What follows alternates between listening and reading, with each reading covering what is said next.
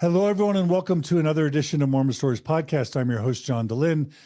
It is February 23rd, 2023, and we are one day after what I think was a really epic Mormon Stories podcast interview on the United States SEC, or Security and Exchange Commission, releasing a order or a statement in conjunction with the LDS Church, or the Church of Jesus Christ of Latter-day Saints, where the Mormon Church settled to pay $5 million in conjunction with Ensign Peak Advisors, which is one of the Mormon Church's investment arms, where they basically admit to fraud and deception for several decades, led by the LDS Church First Presidency.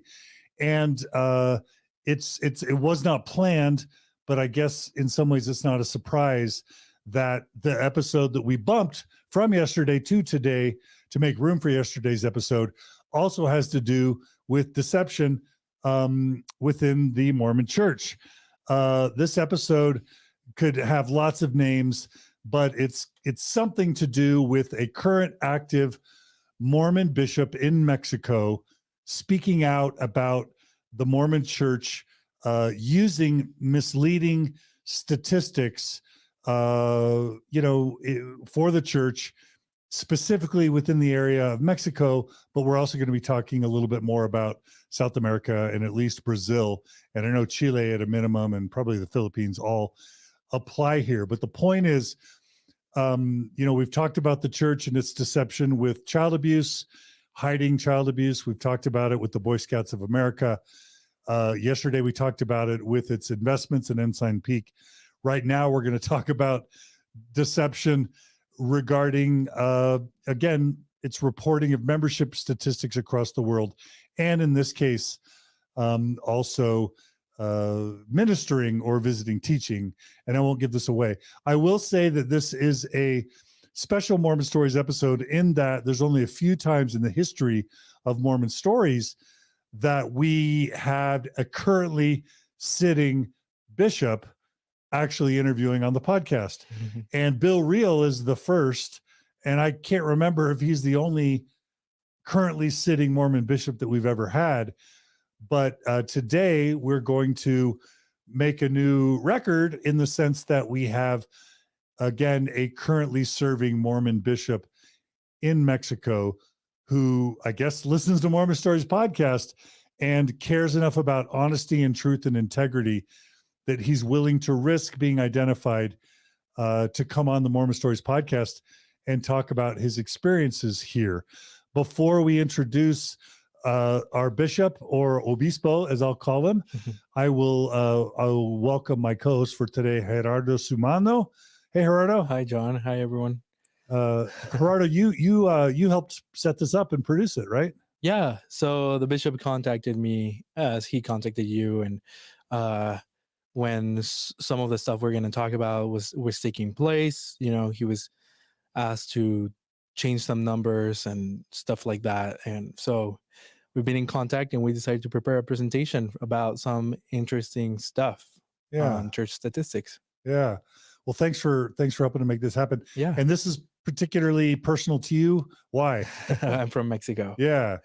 Yeah. So and by the way, it's not like we're going, hey, world, share us stories about dishonesty within the Mormon Church. It's not what I do. Is that what you do? No. Like, we are literally so jam-packed between LDS discussions and just breaking news stories. Yeah. And then our weekly long form faith journey interviews. We're slammed. So like, when a story like this comes to us, it's literally not because we're fishing for it. It's literally not because we're trying to make the church look bad. It's literally because a Mormon bishop in Mexico reaches out and says something dishonest and shady is going on. And I think we should speak up about it, right? Yeah. Is that true? That's true. Yeah.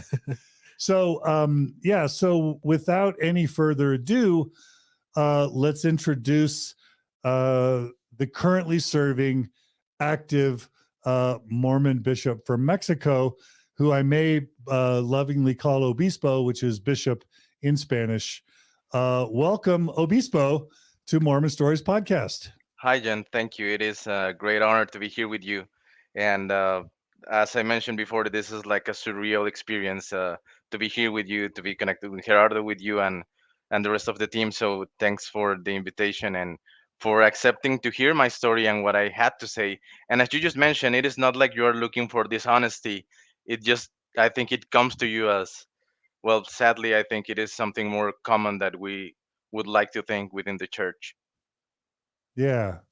Yeah. Well, I think, well, thank you for coming on. I guess we should mention that you're not showing your face and you're not using your real name. It may be obvious to many, but why don't you just go and tell us why in a situation like yours, you might be afraid to use your real name or your image? Yeah, absolutely. So, there are some obvious reasons why. The first one, as you mentioned, is that I am still currently serving as a bishop in Mexico. So, I would like to get some privacy on that. And also because there are gonna be, I mean, people is gonna find out that I eventually, I mean, it is like this is not a secret podcast, right? That's the reason why it is a podcast. So eventually people is gonna find out that someone participated or whatever. So I just want to have that kind of privacy for my family, for my extended family, for my parents who are truly living Mormons. Sometimes, people is harsh when they members, talking about church members, they can be a little bit harsh or way too harsh sometimes with people who uh, are like activists or whatever, or they are just pointing at something that they think is not correct. So that is one of the reasons. And the other reason is that, well, the reason why I have decided to remain a bishop is because I feel like there's still some good that I can do to the people in my ward, in my community, by being a bishop. So there's still some people that I still feel like I need to close some of those cycles of helping and getting um, some help to them. So I wouldn't like to have that chance affected because I am participating in the podcast. So that's pretty much the reason why I'm not currently showing my face and my name, and also because sometimes participating in podcasts like Mormon Stories can take your stake presidency or any other top leaders in the church to like open a case against you and probably like I don't know having a membership council or something like that. So that would pretty much summarize why I'm not showing my face right now. Okay. So, I mean, I guess there's a paradox there because on the one hand, you're wanting to maintain some privacy and some confidentiality. You're wanting to avoid punishment or excommunication, but you're also saying, if I heard you right, you realize there's a chance that your voice is going to be recognized and that you're going to be called out about this. Is that right? Yeah, yeah, I know there's a risk on that, and I am fully aware of that, and I am willing to take that risk because there are some things that I think are more important to be spoken out than whatever risk you can face. So I am Yeah. just trying to like measure that risk, not being too risky, but of course I know that there's a risk, and I am completely like open to that. I mean, I know Right. there's a possibility. Yeah. Right. Okay. Let me just really quickly ask you, without sharing stuff that will identify you, do you want to tell us anything about your upbringing, or I'm specifically interested in how would an active Mormon bishop, and especially an active Mormon bishop in Mexico, become a Mormon Stories podcast listener? Without revealing things that might get you into trouble, is there anything you want to share about your story that just would give us an idea of how that happens? Because I'm just honestly curious.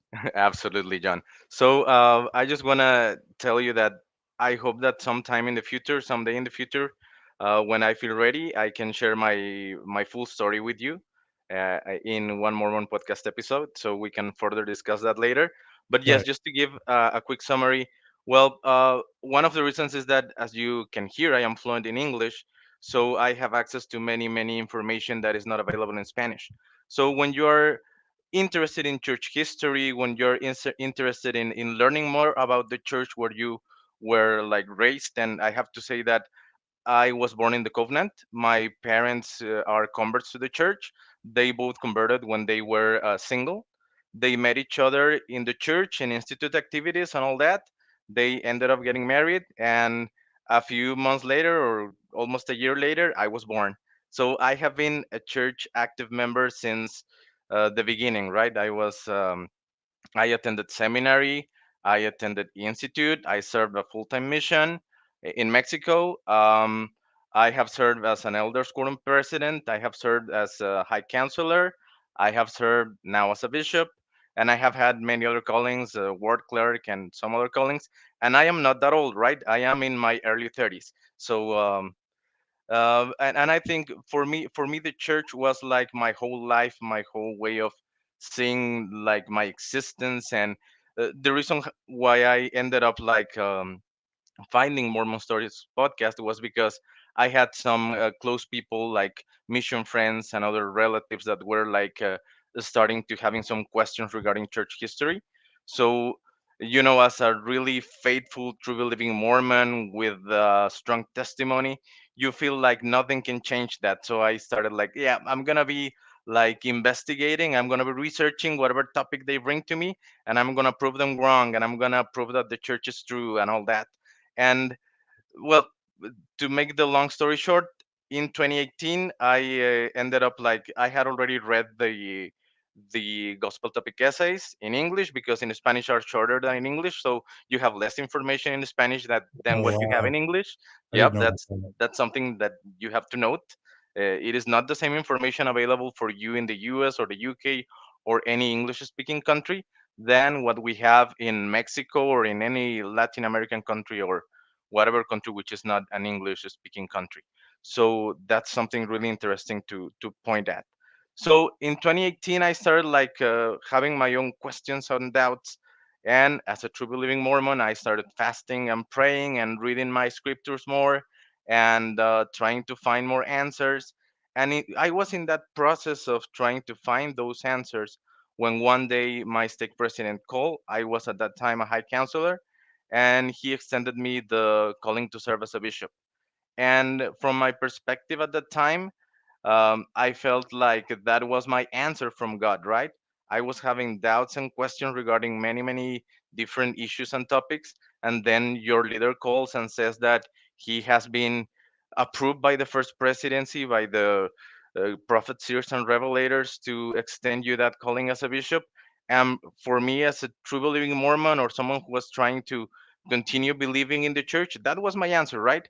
That was like, well, God has been calling me to serve as a bishop, so I'm gonna leave my net, which would be, I don't know, the CES letter and the gospel topic essays and Mormon Stories podcast, and I will serve as a bishop. And it was in this process in 2020, after a couple of years serving as a bishop, that I was talking to my brother about the second anointing. And I have to tell you, being completely honest, I was skeptical about second anointment. So I was researching about second anointment one day at night in my cell phone, and I ended up finding the the episode that you have where you interviewed Tom Phillips. Phillips. Yeah. Yep. So I ended up like listening to that episode, and in that moment I realized, okay, second annulment is true. And at that moment, let's say that I became a fan of Mormon Stories podcast. So that was the moment that I started like listening to more of your podcast and all that, getting more information. And at that time, I also found RFM and Bill Real, and a few months later they started Mormonism Live, and I started like following Mormonism Live. And all of a sudden I was immersed in this like community, which has been quite interesting for me.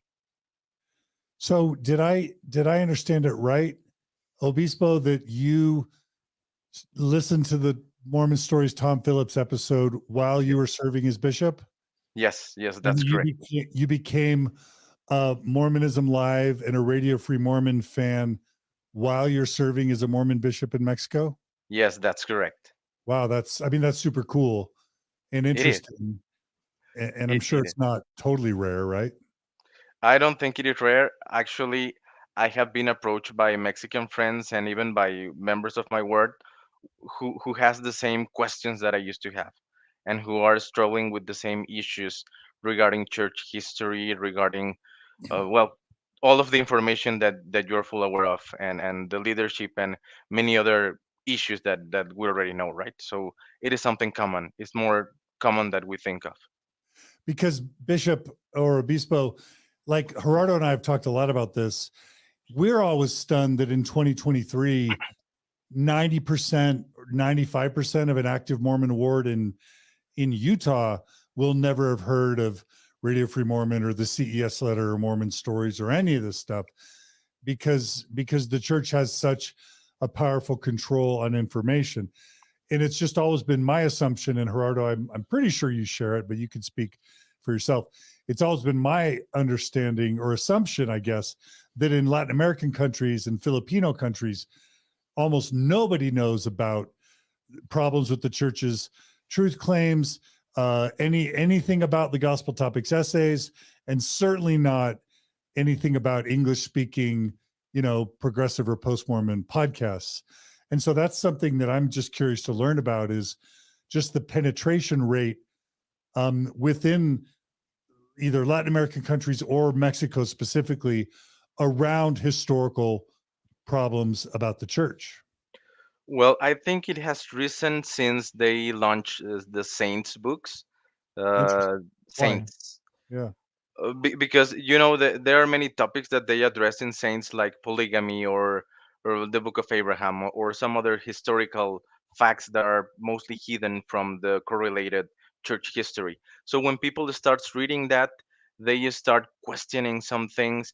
And I think that most of the access that people here in Mexico has to church history, and when they start like questioning many things, is through the gospel topic essays, which, as I have mentioned, are condensed, are like summarized from what you have in English, and also with saints. I have heard many people and well, quite a few friends who have started reading Saints, and they just stop because they start being like confused. And you know how in the church you are taught that whenever you have that sense of confusion, or when you are not feeling like what we call the Holy Ghost, then you should stop doing that. So many people stops, and they I actually have one member uh, recently telling me that he stopped like researching, reading the essays and reading Saints, because he didn't want his relationship with God to be to be affected by this information. So that's the way TBM people looks at that, right? Like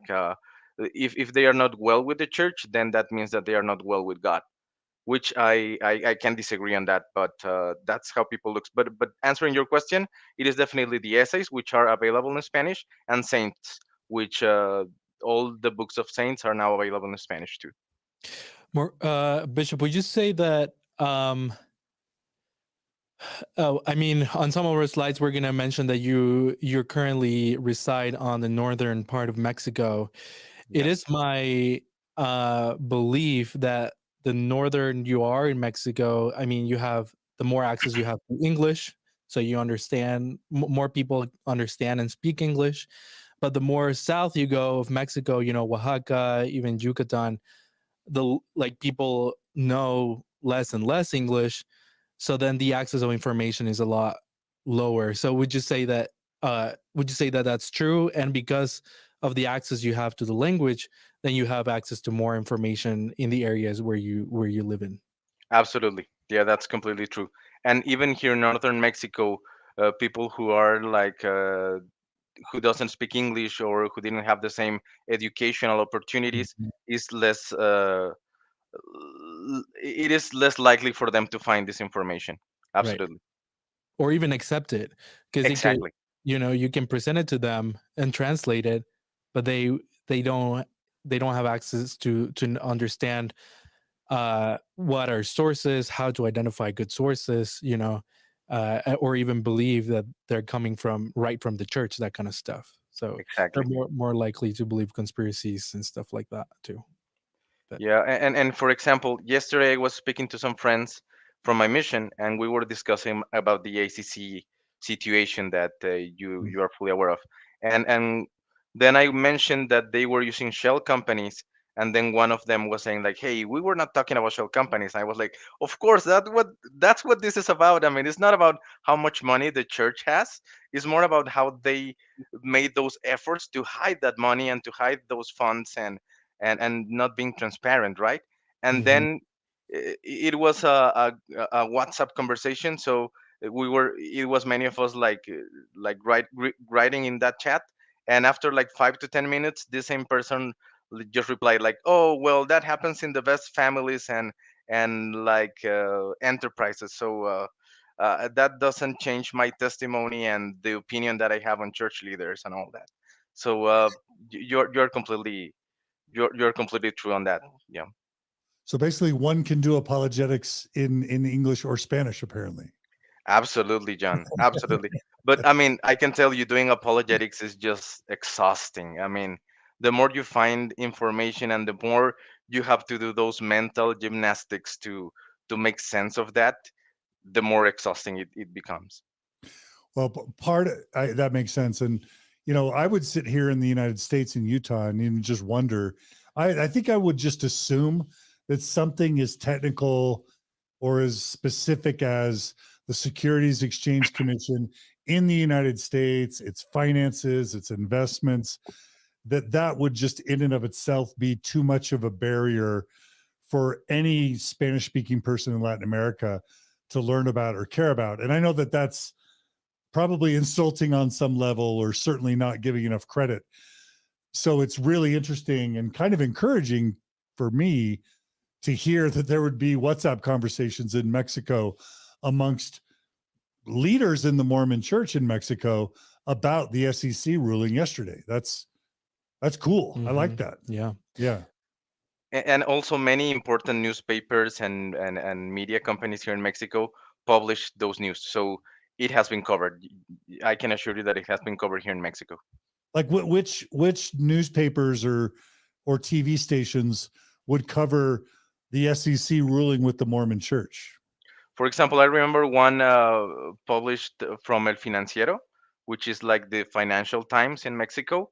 So they are specialized in finance, and they publish that like the Mormon Church was fined by the SEC $5 million for hiding money and stuff like that. So Mhm. what I mentioned, my friends, is that those notes were summarized. I mean, it was just like one paragraph, but they mentioned that, and it was on the media. Yeah. Well, I'm constant every month someone says, "Hey, why isn't Mormon Stories translated into Spanish or Portuguese or whatever?" And it's something that I really wish we could figure out how to do, but we only have so much of a budget, Yeah. and time. But Yeah. anyway, this is super interesting, Obispo. Thank you so much. All right, so maybe let's go next, if you're okay, with talking about why an actively serving Mormon bishop would want to be a whistleblower. And a lot of people are going to, if you do this, whistleblowers are often accused of hating the organization, of trying to destroy the organization, of trying to tear it down, of being mean or evil or bad. So if you want, just take a minute to just explicitly explain, specifically to the saints in Mexico, why you would want to be a whistleblower, even as an actively serving Mormon bishop. Yes, John. So I think this is one of the most repeated lines in your podcast, but I'd like the church to do better. That's mostly the reason why. It's not because I hate the organization. I love the organization. Uh, my experience with the church overall has been good. So I just like them to do better, right? And that's pretty much the reason why. And the other reason why, because I had already discussed with my wife many times in the past, like, hey, I would like to be in Mormon Stories podcast once I'm released as a bishop, like probably in the future later. Um and the reason why I decided to contact you while serving as a sitting bishop is because this situation became more personal than general. So when you're asked to do something which you don't feel like it is correct, then that's when something changes inside you. And in my case, that made me like take that next step to contact you. So Yeah, I relate to that. It was on my mission in Guatemala, ironically, where I was asked to do things that really violated my conscience, and that's led to where we are now. So I relate to it. even in Spanish. So, okay, Obispo. So why don't you tell us a bit of the background about, you know, some of us who haven't been to church in a while remember the home teaching program or the visiting teaching program, but obviously one of the big changes. Now, was that Monson or Nelson who? Nelson. So It was Nelson made the Nelson, yes. changes to ministering, but why Yes. don't you back up? Tell us about, you know, ministering in your ward, and then give us the background for the story that you want to tell. Absolutely, John. So, to give you some background, before 2018, we used to have the home teaching program and all that. And, well, church members or ward members were assigned as companionships, and they should visit some families in the ward. And what you were, and just to give context to the people who is probably never Mormons, or some people who hasn't been to church or has never been into leadership positions, uh, in the church everything is reported, right? So every 3 months, every quarter, you have to fill in a quarterly report of your ward with your statistics, and you send that to the general offices of the church. Actually, right now we have a system, right? So we have an app, and you just update numbers in that app in your cell phone, and that gets completed. That's get filled into the quarterly report, and that gets shared to the general offices of the church. That's so cool. It's on a cell phone. It That's is on your cell phone, yes. yeah, yeah. It is super easy to use. I mean, I have to recognize that the way that you can keep track of that information is great. Every Monday, once you have ended your sacrament meeting, you have to report attendance in that same app, Wow. and you have to report attendance of each member by class, and then you mark on the list if that person by name attended or not church each Sunday. So that's there, right? They have the resources. I mean, the church has the resources to do that. So with that context on having to report those results every 3 months, and on that context that before 2018 we used to have what we call the home teaching program, then what you used to report on those quarterly reports were how many visits is each companionship doing to the people or the families that they are assigned to. So each quarter you have to say, okay, brother Delane and brother Sumano, they visited 3 families, and then you write that down into your report. That was before 2018. Then in 2018, when they transitioned from home teaching to ministering, there were few changes. The biggest one that was you were not assigned to visit people in their homes. You could text them, you could call them, you could go to the park with them, go jogging with them, go to the gym with them, go play soccer with them, and that would count as ministering, right? Did you say A- that was that? Did you say that was pre-COVID or during COVID? That was in 2018, So that was before pre-COVID. COVID. Hmm. Yeah. Okay, cool. That was 2 years before COVID. That's Okay. the first change. So when you gave that assignment to church members, you didn't tell them like you have to visit these people like once a month. You tell them like this is your assignment.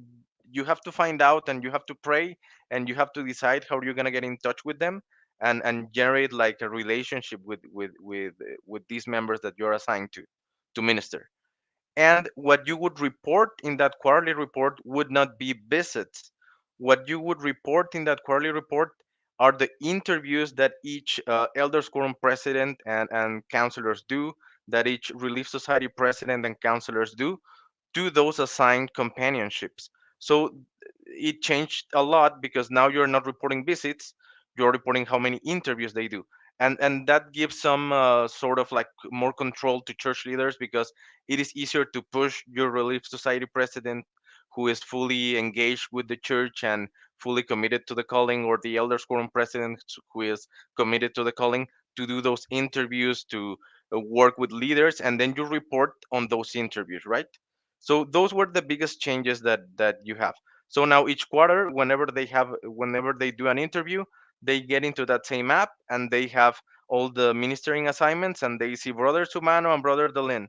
Okay, I have interviewed them, then I mark them, a check mark, right? And Hmm. then the other couple marked.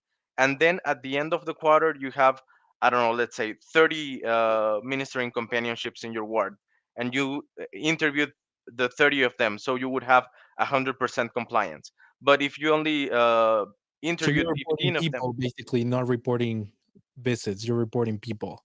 how You're many? reporting how many people is being interviewed. Yes. Yeah. Okay.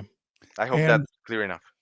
Yeah. and and this is going to probably be a little bit repetitive. So, are are individuals or companionships still assigned multiple families? Yes, yes, that's correct. And when I was growing up, you maybe had two families that you visited. I think that's how it was when I was growing up. But I know that activity rates across the world are much lower. But I also know that in Latin America, activity rates are sometimes 10 to 20% of the memberships on the records. Yeah. And so, how does that work in terms of how many families companionships might be assigned? Well, And forgive me if I'm making you repeat yourself or, if I'm not understanding, but I'm just doing my best. no, no, no. It's just like let's think of ward members as I don't know, fruits of a tree, right? So when the fruit is completely like grown, it falls from the tree. So the way that it has been explained to me is that you have to minister the active membership, and then you have to go reach those who are closer to the tree, because there are going to be some members that haven't been active for I don't know 15 years or 10 years or more. So maybe you're not gonna be ministering those who have left the church like 15 years ago, but you're gonna go visit or minister that person or that family who left 6 months ago and hasn't been back, or that person who was just about going on a mission and decided to leave. So you focus on the active ones, that 10, 20%, whatever percent that is. You try for all of them to have uh, ministering brothers assigned, and then you select those that you feel like are closer to the tree, sort of speaking. Mm. So when you report a percentage of visits done or ministering interviews done, you're reporting it on the total number that you decided that you were. Let's say that you have 500 members in a ward, but only 100 are active. Yes. So, but then you're gonna decide, but 120 are gonna receive visits. 20 are not active, 100 are active, 120 members are gonna receive visits. Hmm. And then when you report, the report reflects on percentage, right? So it's like 100% of those 120 members, or you know, 50% of those 120 members, which would be 60. Only 60 members got interviewed. Is that right? Is that right? Did I get that No, right? that's not right, because that's the biggest change that we have from the previous program to ministering. We are not counting how many families we visit or how many families we reach. What we are counting is how many companionships are interviewed by the Oh, Relief Society Presidency or the Elders Quorum Presidency. I So see. you end up, if you Mm. have 20 companionship in your ward, you're going to report over those 20, right? And you have Yeah. to reach them at least once a quarter. Wow. So we're not tracking how many visits are made or even how many families get visited. We're tracking how many companionships get interviewed by a leader to discuss their ministry. Is that right? Exactly. That is correct. Yes. Not Okay. tracking visits anymore, John. Yep. So what's reported is interviews of ministers. Exactly. Okay. Exactly that. And let's just say, okay, wow, that's mind-blowing. Yeah. It is a That's huge totally, change, right? yeah. I mean, on the one hand, we always hated feeling like we didn't do 100%.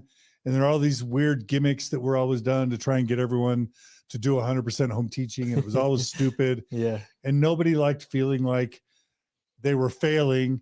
And nobody liked feeling like they were assigned people to be their friend as part of a Hmm. bureaucratic system. So part of me is really glad that they've made these sorts of changes because it always sucked, Yeah. right? Yeah. Right, Gerardo? Seems a lot healthier. Yeah. But on the other hand, it's weird. Like, what does that tell them? Exactly.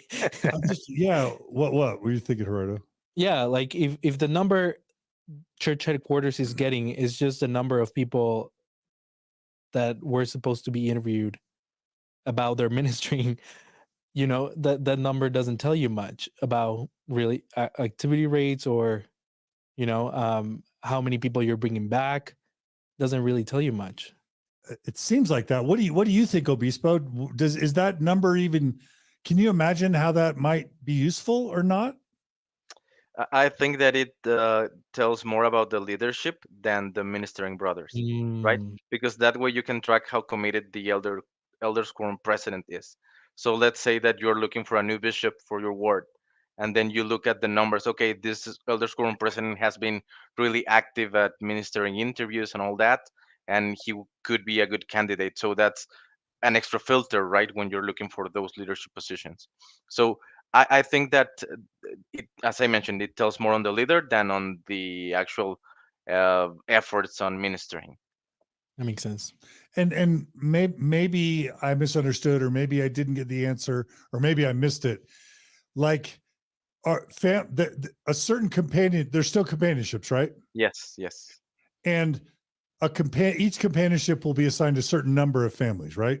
yes, that's correct. So in your ward, on average, how many families are assigned to a companionship?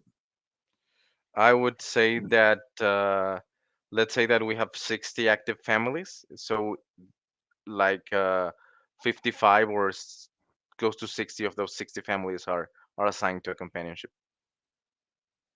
So like one family per member? No. No, not really. No, no, no, because you end up like, for example, in ministering brothers who are elder quorums members. So let's say that you have, I don't know, I'm gonna make up a number, 25 companionships, and then you assign them to probably like two families each, Okay. and there you have your 50, right? So it's 2 to 3 families on average. Okay. 2 to 3 families is the answer. Okay. Yeah. Because I know that in some branches and wards in Latin America, there might be 1,000 or more members of record, but only like 100 people actually attending. Is that right or Exactly. not? That's completely correct. Yes. We're gonna talk about that. Don't get ahead. Yep. Oh, okay. Okay. It's Well, gonna be are we gonna covered. talk Yes. about his ward in particular Yes. later? Yes. Okay, we won't get ahead. All right. So that's super interesting. Okay. So now that we understand the reporting, is it time to tell the scandal, the story? Absolutely. Yes. Let's Okay, move take it forward away, to that. Obispo. Well, are we showing the slides, or should I just start Yeah, telling through? well, go ahead and set it up, and then we'll show the slide. Okay, perfect. So I'm just gonna tell you what happened. So a few weeks ago, it was still January 2023. By that time, you have to keep in mind that you have to send a quarterly report at the end of each quarter. So by the first week of January, I sent the quarterly report for my ward. I signed it electronically and sent it to the state presidency and to the general offices. So that was closed at the beginning of January 2023. Then So a you couple. reported on fourth quarter 2022 in Exactly. January, and Yes, those books were closed. those books were closed. And Yes, you would have told them what percentage of companionships were interviewed in fourth quarter of 2022 about their ministry, right? exactly. Yes. Okay. Yeah. Okay. Keep going. So I sent that, and I thought, well, that's done. And what was the Uh, number? What was the number? it was for the Relief Society. It was almost 100%. It was 97%, Okay. and for the Elders Quorum, it was lower than 50%. Okay. Bien hecho, hermanos, y no tanto para los hombres, right? Like, Exactly. Yes, and yeah. that's common, right? I mean, that's what happens in Mexico. Like the ones that minister or home teach or whatever Mhm. are the sisters, and the brothers are not that good at it. I think it is the same in Flojos. in, in In Guatemala, decimos flojos. yep, Yes. What's the Mexican equivalent The of? same word. the Oh, same yeah, flojos. flojos, which Yes, means like soft or saggy, Lazy. lazy. Okay. the lazy ones, the Oh, you're lazy so smart. learners. I'm just Right? kidding. Okay. Lazy learners. Okay.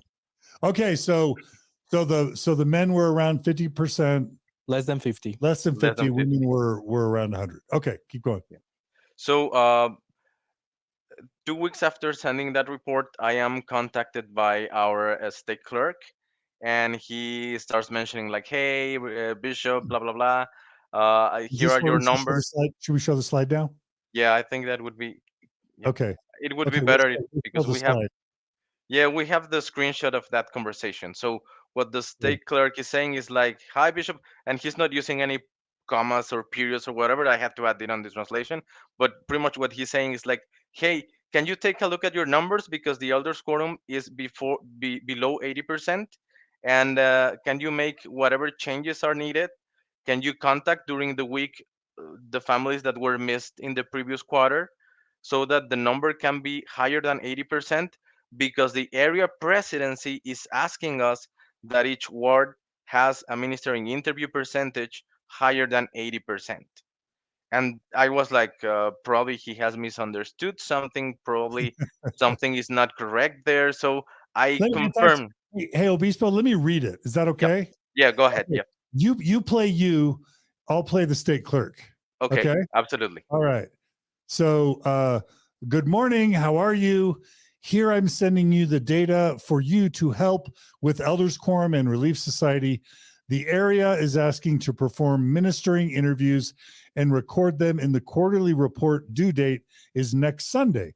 Remember that interviews can be made by internet, telephone, WhatsApp, and also in person. Thanks for your support. So that's the request from the state clerk. Obispo, go ahead and read your answer. Hi, brother. Just to confirm, just to confirm what I am understanding, do you want us to perform 100% interviews and record that data in Q4 2022 report? Okay. And so what you're basically saying there is, do you want us in January to complete all the uncompleted interviews? Do you want us to complete all the unreported, uncommitted interviews in uh, in 2023 for what should have been done in 2022? Is that what you want us to do? Is that what you were asking? That's what I was asking. Yes, that's Yeah. correct. And then go back into the system and change the fourth quarter reports uh, for interviews that happened in 2023, right? Exactly. Yes. Okay. And then Yes, I'll read. I'll go ahead. it was like backfiling whatever happened, right? Like Yeah. And then Backdating the interviews, yeah. basically. backdating. Yeah, backdating. That's the correct word. Yes. And then I'll read what the state clerk wrote. He wrote 80% is enough. And yes, please record those on Q4 2022. So that's pretty explicit. That's the state clerk saying, FUD, perform the interviews in the current calendar year, but go back and fudge the records in Q4 and update them to look like those interviews happened last year for some arbitrary goal of 80% that the area president was wanting to share up the line. Is am I getting that right, Obispo? That's correct. Yes. Okay. And just to explain, just really quick, area presidency in Mexico, they are seen as the representative of the first presidency, like bishops, stake presidents. They all have to go through this. There's no like calling to Salt Lake. Complaining, Yeah, you have to talking, go yeah. through the area presidency usually, and area presidency there who represent the first presidency in Mexico. There's three of them. They're all from the first quorum of the 70 There's three area representatives or three presidencies. three area presidents. So it Okay. is like it is like any church presidency where you have a president and two counselors. So it is Mhm. the same, right? So you would have your area president who is in charge of like presiding of the area, and then he has two people who helps, two counselors. So and those three guys are part of the first or second quorum of the 70s. And Obispo, I'm just curious, are these people kind of like celebrities within Mexico? Would you, as Obispo, as a bishop, would you know the name of your area president? Would you actually know him personally or have seen him in other contexts? Or would they just be random suits, just names of people you'd never heard of before? Well, for fully committed church members, of course, you know your area president name. If you have had any like leadership calling, it is a fact that you have seen him, probably not shaking his hand, but you have seen him like preach or at any training or any other meeting. You have seen the area president. So they are somewhat close to people. In my case, I have with our current area president, I met him personally before he was called as an area presidency. area president. Sorry, he was a counselor to the former area president, and I had the chance to know him, greet him. We had a conversation. I can tell you at that time, my perspective of him is that he is not a bad person. I mean, he's not like the kind Yeah. of people that you would say that is mean or whatever. He was loving, he was kind at the moment. Uh, I just want to make that clear, right? It's not like you're seeing an evil, No. egotistical person there, right? Yeah. Yeah. And we always like to say on Mormon Stories, it's systems, not people. We are never trying to really target people individually. Almost in every case, my brother, I have people close to me that have met with apostles and say they're all great guys. Like even Packer and Bednar, Hmm. I have friends that would or loved ones that would say they're amazing, kind, loving people. So yeah, we're not targeting leaders here. Yeah. Exactly. Yeah. Yeah. Um, okay. And so when you received this text from the state clerk, I'm guessing, well, why don't you tell us what were you thinking when the state clerk asks this of you as a bishop? I have to tell you some context on what is happening right now in Mexico. Right Okay. now, as we are speaking, Elder Gary Gong of the Quorum of the 12 Apostles is here in Mexico. He's actually visiting some cities in northern Mexico during the weekend, and he has been to Mexico City. We actually had devotional for bishops last Sunday, so he's here. What I know because of the information that has been shared with me from my stake presidency is that he's gonna be checking on some numbers, deciding on some boundaries for wards and stakes, and he's gonna be here to pretty much give the apostolic approval to that, to those changes. So what I felt at that moment is like, okay, then the area presidency wants these numbers to be higher or wants to be more than 80% because they know that a member of the Quorum of the 12 is going to come to Mexico and he's going to be directly asking them about these results. So that's the reason why they are pushing all the leadership, stake presidents, area 70s, whatever, to get these numbers up, right? And I even contacted a friend who is right now serving as a stake counselor, and he mentioned like, well, it doesn't surprise me that they are asking that, considering that Elder Gong is coming in a few weeks to Mexico. Yeah. Yeah. And this hits me on a personal level. Like I remember these arbitrary goals that my mission president would set, like every companionship needs to have a baptism every month. Hmm. You know what I mean? Or like, For my mission was every week. yeah. Are you sure it was every month for your mission? Well, the occasion, yeah, there would be companionships in a month that wouldn't get a baptism in my mission. And so for us, the mission president had a goal that for a specific month, every companionship would have a baptism. We were already getting 750 a month. Yeah. But he wanted to just try something arbitrary, which was let's make it where there isn't a companionship in the entire mission who doesn't have a baptism. And again, it's just kind of this corporate, statistical, arbitrary goals that frankly cause people to do unnatural and unhealthy things, Yes. in my opinion. Exactly. Totally. And that's the point, right? When you start putting pressure into some indicator, then people is gonna be like looking for ways to get to that indicator. And that's when they can lose that sense of honesty, or they can probably like lie to themselves and say like, it's not like I'm lying, like these people were actually interviewed in January, so there's no issue if I report that in December, right? But going back to a mission example, it would be like as if it was asked to a couple of missionaries, okay, you baptized these three people in January, but we're going to report that as if you baptized them in December, right? Yeah, right. Because we need those numbers, and they Yeah, already baptized, so that's not an issue. Who's going to remember if they baptized, I don't know, January 15 or December 15? It doesn't matter, right? But yeah, it matters.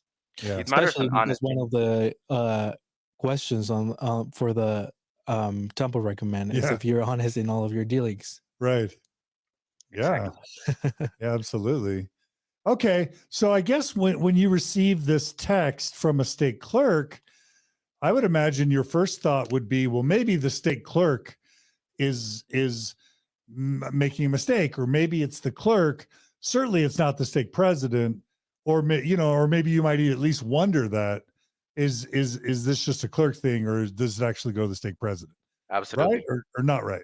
That's correct. And that takes us to the next slide. Or just if there's some mistake. All right, so let's go ahead and go to the next slide. You play the bishop, and then I'll play the stake president. Okay, thank you. Gerardo, you want to be stake president, Gerardo? All right. Go Stake ahead. president for a minute. Yeah. All right. It's the closest you'll ever get to stake president, Gerardo. Yes. Okay, go for it, Obispo.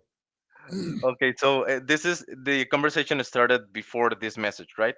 But And what this I'm is a mentioning here, This is a text conversation, right? yeah, this is a text conversation, a WhatsApp Okay. conversation. Okay. So what I'm telling him is like the words elder quorum did 43% of ministering interviews last quarter.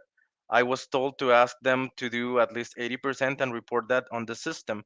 But we should report for January 2023, correct? And so you're basically saying, hey, stake president, there must be some mistake. Surely you don't want me to Lie. Sure you don't want me to lie, right? Yes, exactly. I was asking that, like, but that's not correct, right? That's January, right? Because we're interviewing in January. Yeah. Okay. Yeah. Okay. So Gerardo, You're still giving him an out. you read what the stake president responded. Yeah. So he said, the thing is that the area presidency wants them to be at 80% or above. Ask them to do the interviews this week, and we can see in the system to report them during the fourth trimester in 2022. If they did the interviews but didn't report them, it's not necessary for them to interview them. Just confirm that they were done. Okay. I mean, like someone could say that those words are a little bit nebulous. Gerardo, and you can read it in the original Spanish, Gerardo. What are you interpreting the stake president to be saying? Well, he's still saying we want that number to be 80%. No matter, do whatever you have to do to make it 80%. Right. If doing the interviews will make you feel better, do the interviews, but still change the number for 2022 to be 80%. Now, I'm sure you love your stake president, Bishop, and I'm sure he's a good guy, right? I do. I have had a closer relationship with him than many other bishops because when I was younger, we used to be from the same ward and we used to be close and all that. So yes, I love him. I can say that I love him. And I'm guessing I have to believe he's generally an honest guy. Like, we're not saying he's a dishonest guy, right? Right. I would say that, yes. Yeah, he's a good guy. He's a good guy. This reminds me of the episode yesterday with Ensign Peak and the church. It sometimes takes religion to make good people do bad things. Have you ever heard that quote? Yeah. Like, bad people always do bad things, but it takes religion to get good people to do bad things sometimes. And the example I'm thinking of is when the church creates all these shell companies, but they need a person to lead each of them. Then they choose church employees with like generic, undetectable names, ask them for permission to use their name as the heads of these fake LLCs, and then literally ask them to sign each quarter or year as approving that they oversee the financials when they don't. Yeah. And sometimes the reports get submitted before they've even signed. When there's not even any money in the company. All the money was Ensign Peaks. That's another big issue with that. Because they were signing, we have all these stocks, but in reality, none of those stocks were in the name of the company. Yeah. And in that sense, this reminds me of a high-level leader making a mid-level leader do something dishonest. Yeah. Because I'm sure your stake president doesn't want to deceive anyone, but I'm guessing, and we'll see in the next slide, I'm guessing he's feeling pressure from above. And so it's the church headquarters or the church leadership making an otherwise honest and good man do something dishonest. So it's not just the church being dishonest, it's the church making other people be dishonest to cover their dishonesty. And that, for me, that's triply bad. It's one thing if you're going to lie. It's another thing if you're going to get a whole bunch of other people to lie. Yeah, because it's trickling down. It's going from area presidency, stake president, and now the stake clerk is involved in the And then all the deception. bishops. All the bishops, all the ward leaders. The elders quorum president is now involved because he has to do the interviews and report them. Yeah, let's get everybody to lie. Yeah. I mean, I wish the stake president would have just. I wish the area president would have just changed the numbers. Right. I mean, if the area presidency wants to misrepresent things, freaking go in the system and change the numbers. Mm-hmm. Yes, right? That's okay, correct. I'm sorry, we're getting a little ranty here, but I'm a little salty about it. No problem at all. So yeah, I agree with you. Anything you want to add, Obispo? Well, when the stake president who you love responds in this way, what were you thinking and feeling? I do have to add something. Had I been a true believing member or fully believing Mormon, I would have done it. I wouldn't have even questioned that. It comes from my leader. He's asking me to do this. There should be a reason. And even when you're at church and when someone is training you, I remember when I was a young man, a young adult, I had a bishop who used to say, like, don't question your leader. He's going to respond to God on whatever decisions they make. You have to, like, uh, Obey. obey the leader, and you have to, like, remember that you raised your hand and you said that you're gonna be, like, I forgot the Sustaining. word in English, but sustaining that leader. So in order to sustain him, you do not question whatever he tells you to do. You just do it. If it is wrong, it's gonna be up to him, and he's gonna be, like, the one giving accountability to God, being accountable to God. So you're saying you were taught blind obedience and absolute obedience to church leadership as an Orthodox member, and the way you internalized your belief in Mormonism, if you're asked to do something wrong, you do it.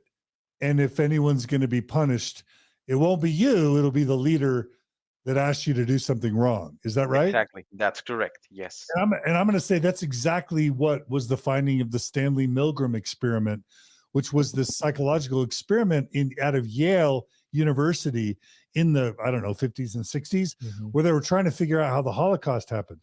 And so they set up this system where people thought they were electrocuting learners if they got answers wrong.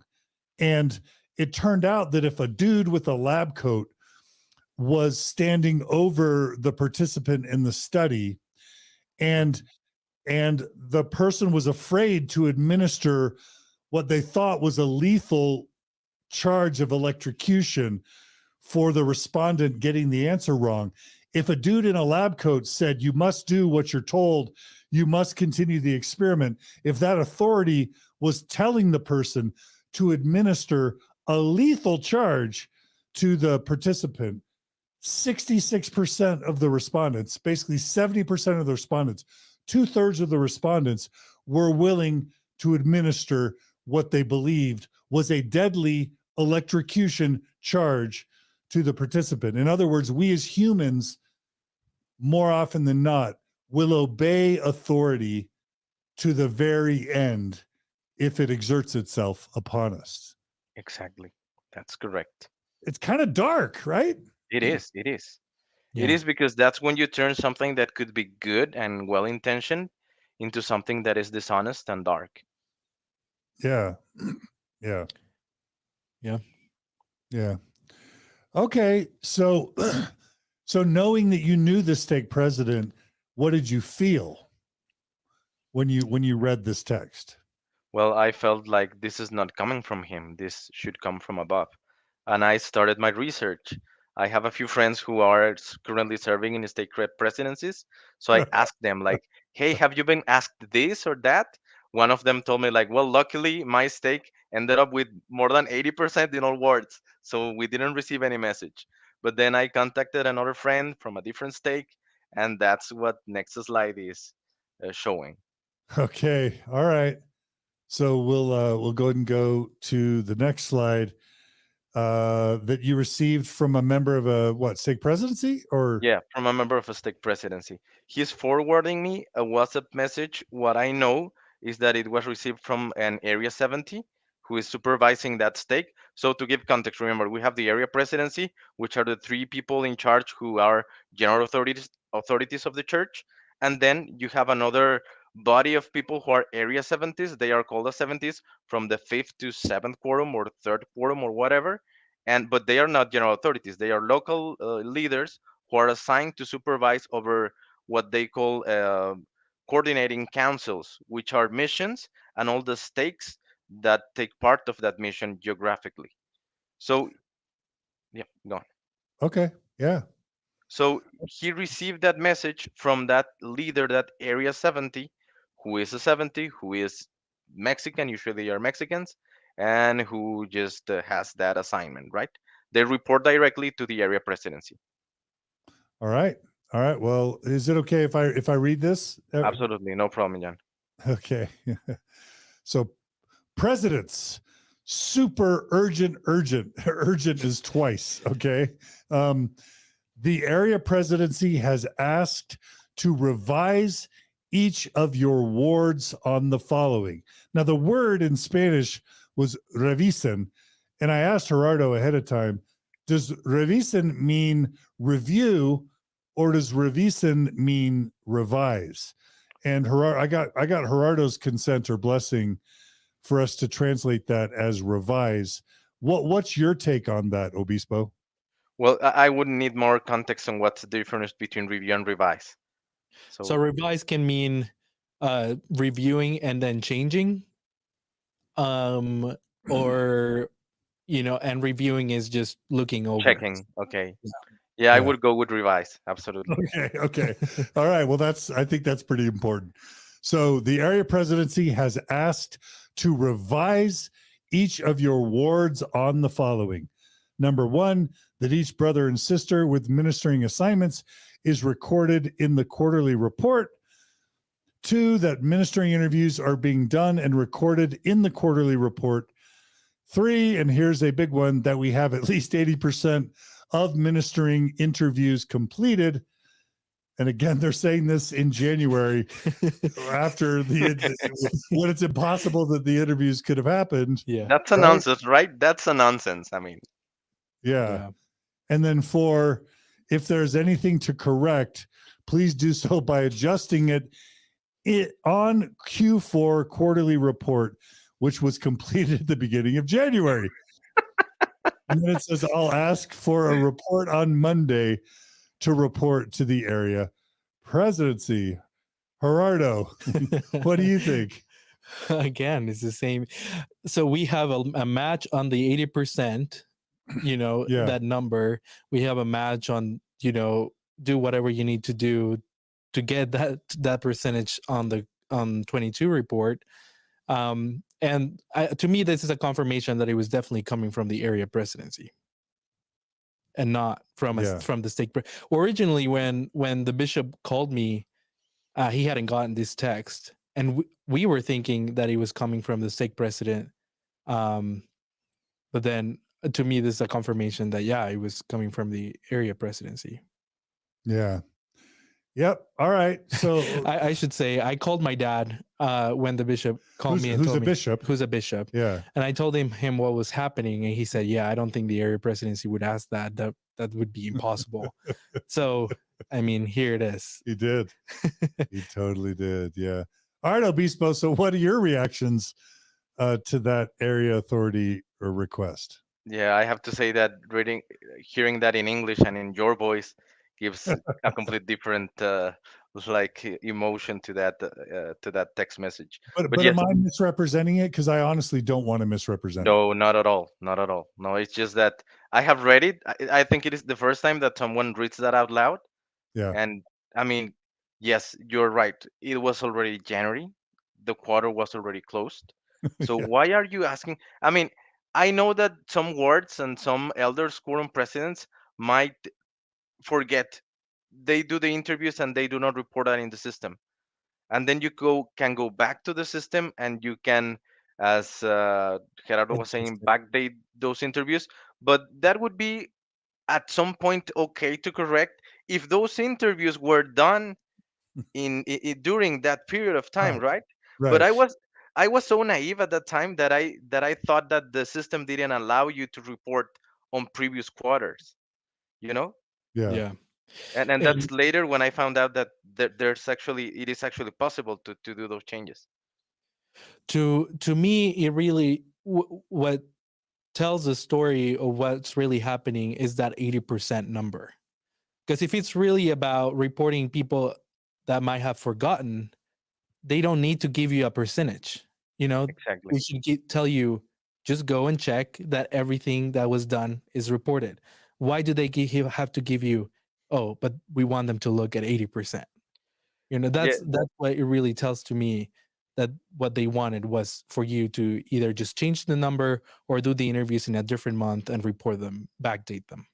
just so that you wouldn't feel guilty, right, about lying because you are Right. doing those interviews in January and you report that earlier. So, Yeah. yep, I agree on that. And that 80%, because otherwise, what you say, and actually, one of my friends said, well, it happened one time when most of our words forgot to like record those interviews. And what we were told is just like take a look at it. And if anything needs to be changed, then just change it. Hmm. If that was the same situation here, they would have said that, right? Just take a look at the numbers, make sure that the numbers are correct, and if there's anything to adjust, adjust it. But you don't give a quota, right? Because you're giving a quota, you're telling them like 80%, more than 80, and I mean that's the problem. Yeah, it's a problem. All right. It sure is. Yeah. Yeah. That's not good. So, okay. Um, so you didn't stop there, Obispo. I Tell us didn't. what you did next. Well, I called the Global Service Center just to make sure that this was in compliance with church policy, with headquarters, and that there was a way to find out if there was a way in the report to actually change those numbers once the report was sent to the general offices. So is this Salt Lake City church headquarters you're calling? Yes, I called the church headquarters, yes, in Utah. This is so awesome. This is amazing. All right. So now we're gonna play, and you recorded the audio. This is so I awesome. recorded the audio, yes, I did. That's so that's so epic. Okay, so now we're going to play the audio from your conversation with church headquarters. All right. All right. Okay, here we go. To complete, right? So yesterday I received a message from our state clerk mentioning that the area presidency was interested in our number being higher than 80%.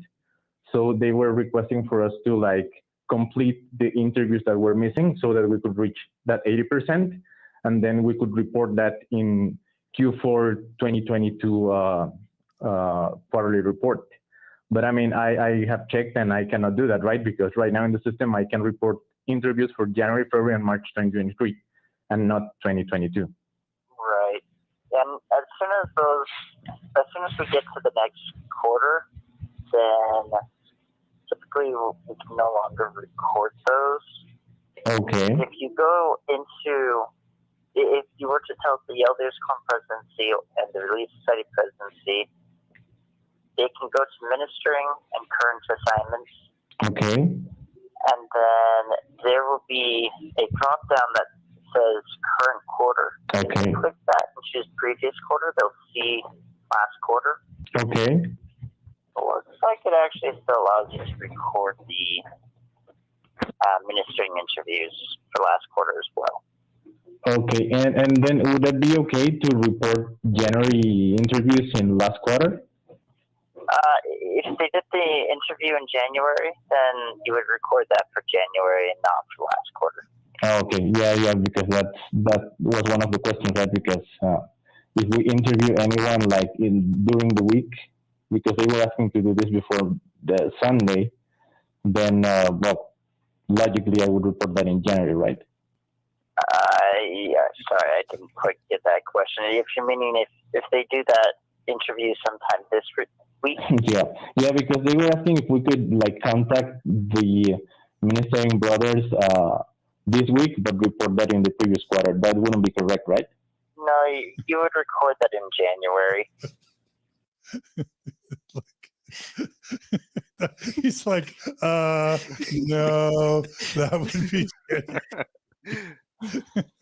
I felt like he was thinking like this guy is an idiot, right? Like he's not understanding how it works.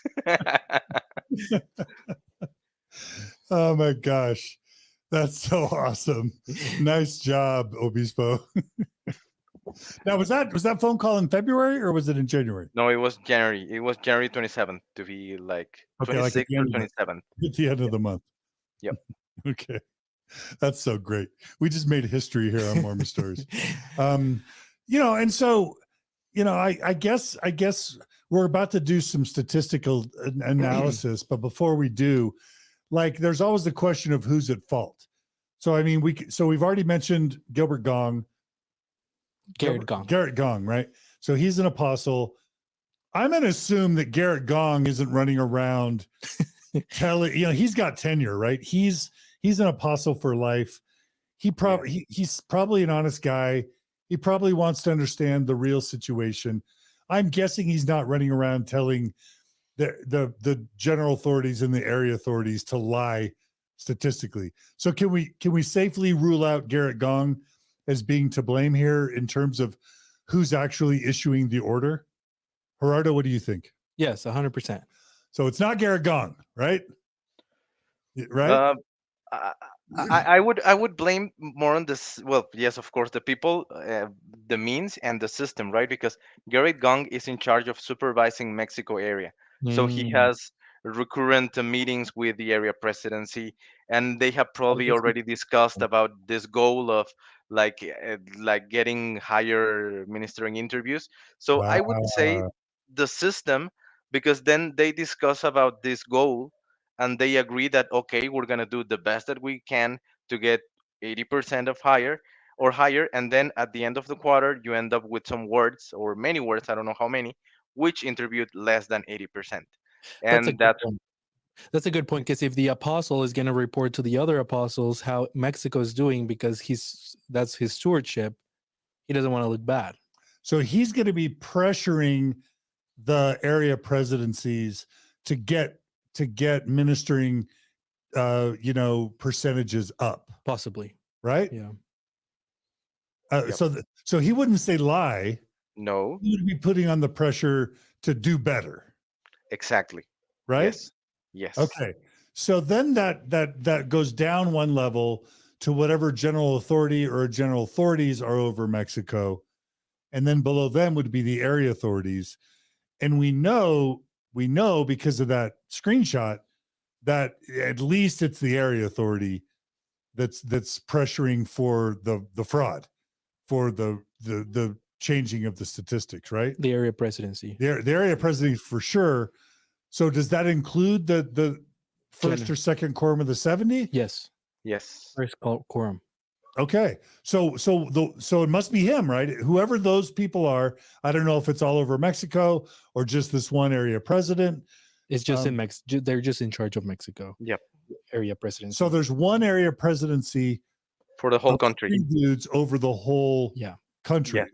Is that right? Yes. Yes, that's Okay. correct. So let's not name him because we're not trying to shame him unless you want to, but it's the area president that's saying lie, right?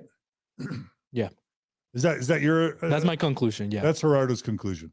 And Obispo, I'm not pressuring you to answer that if you'd rather not, but I want to say something. The whole problem here is dishonesty. I mean, once you start like reviewing and researching on church history, and once you learn about Ensign Peak, and now with the ACC ruling and this situation that is more personal to me, the common denominator on those situations is dishonesty. I mean, Joseph Smith being married to more than 30 women, and publicly saying that he could only find one wife, that's dishonest. And that's the whole problem. I mean, the big problem here is dishonesty. And it doesn't matter how big or how small the dishonesty is, or the lie is, it is the same uh, remaining issue, right? That you're asked to be dishonest.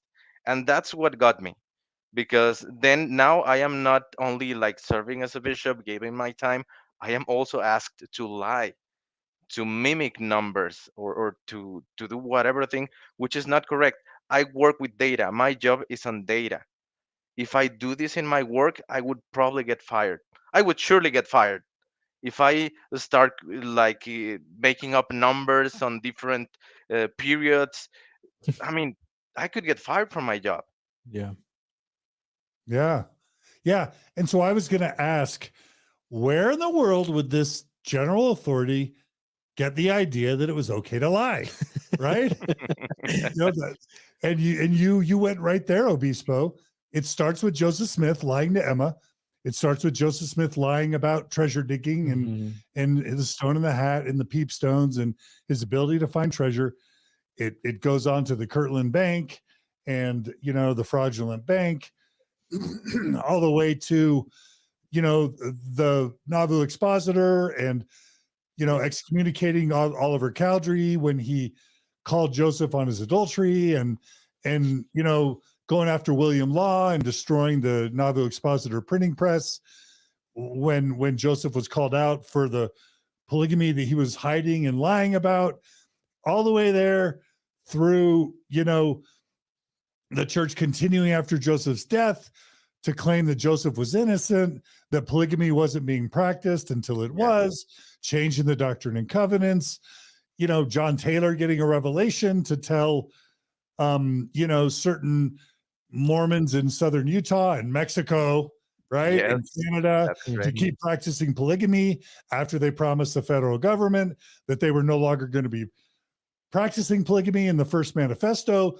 which would lead to the need for a second manifesto because, they got called on the fact that they were lying about that, all the way through all the ways in which the church has hid and misled its members about the first vision, about, the stone in the hat, Book of Abraham. the book of Abraham, Emma was a bad, faithless person instead of like a wife who was lied to and cheated on. The Kinderhook plates. Yeah, Kinderhook plates. Like we have a 200 plus year history of leadership lying.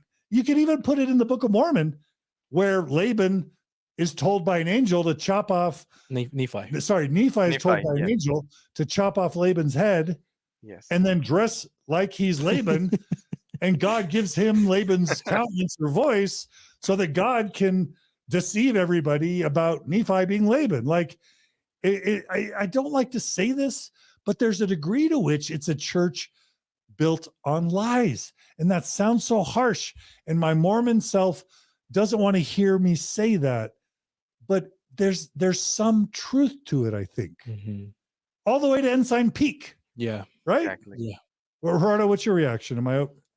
No, I agree. I think this idea, I think we've talked about it a lot. This idea of lying for the Lord is ingrained in people's minds.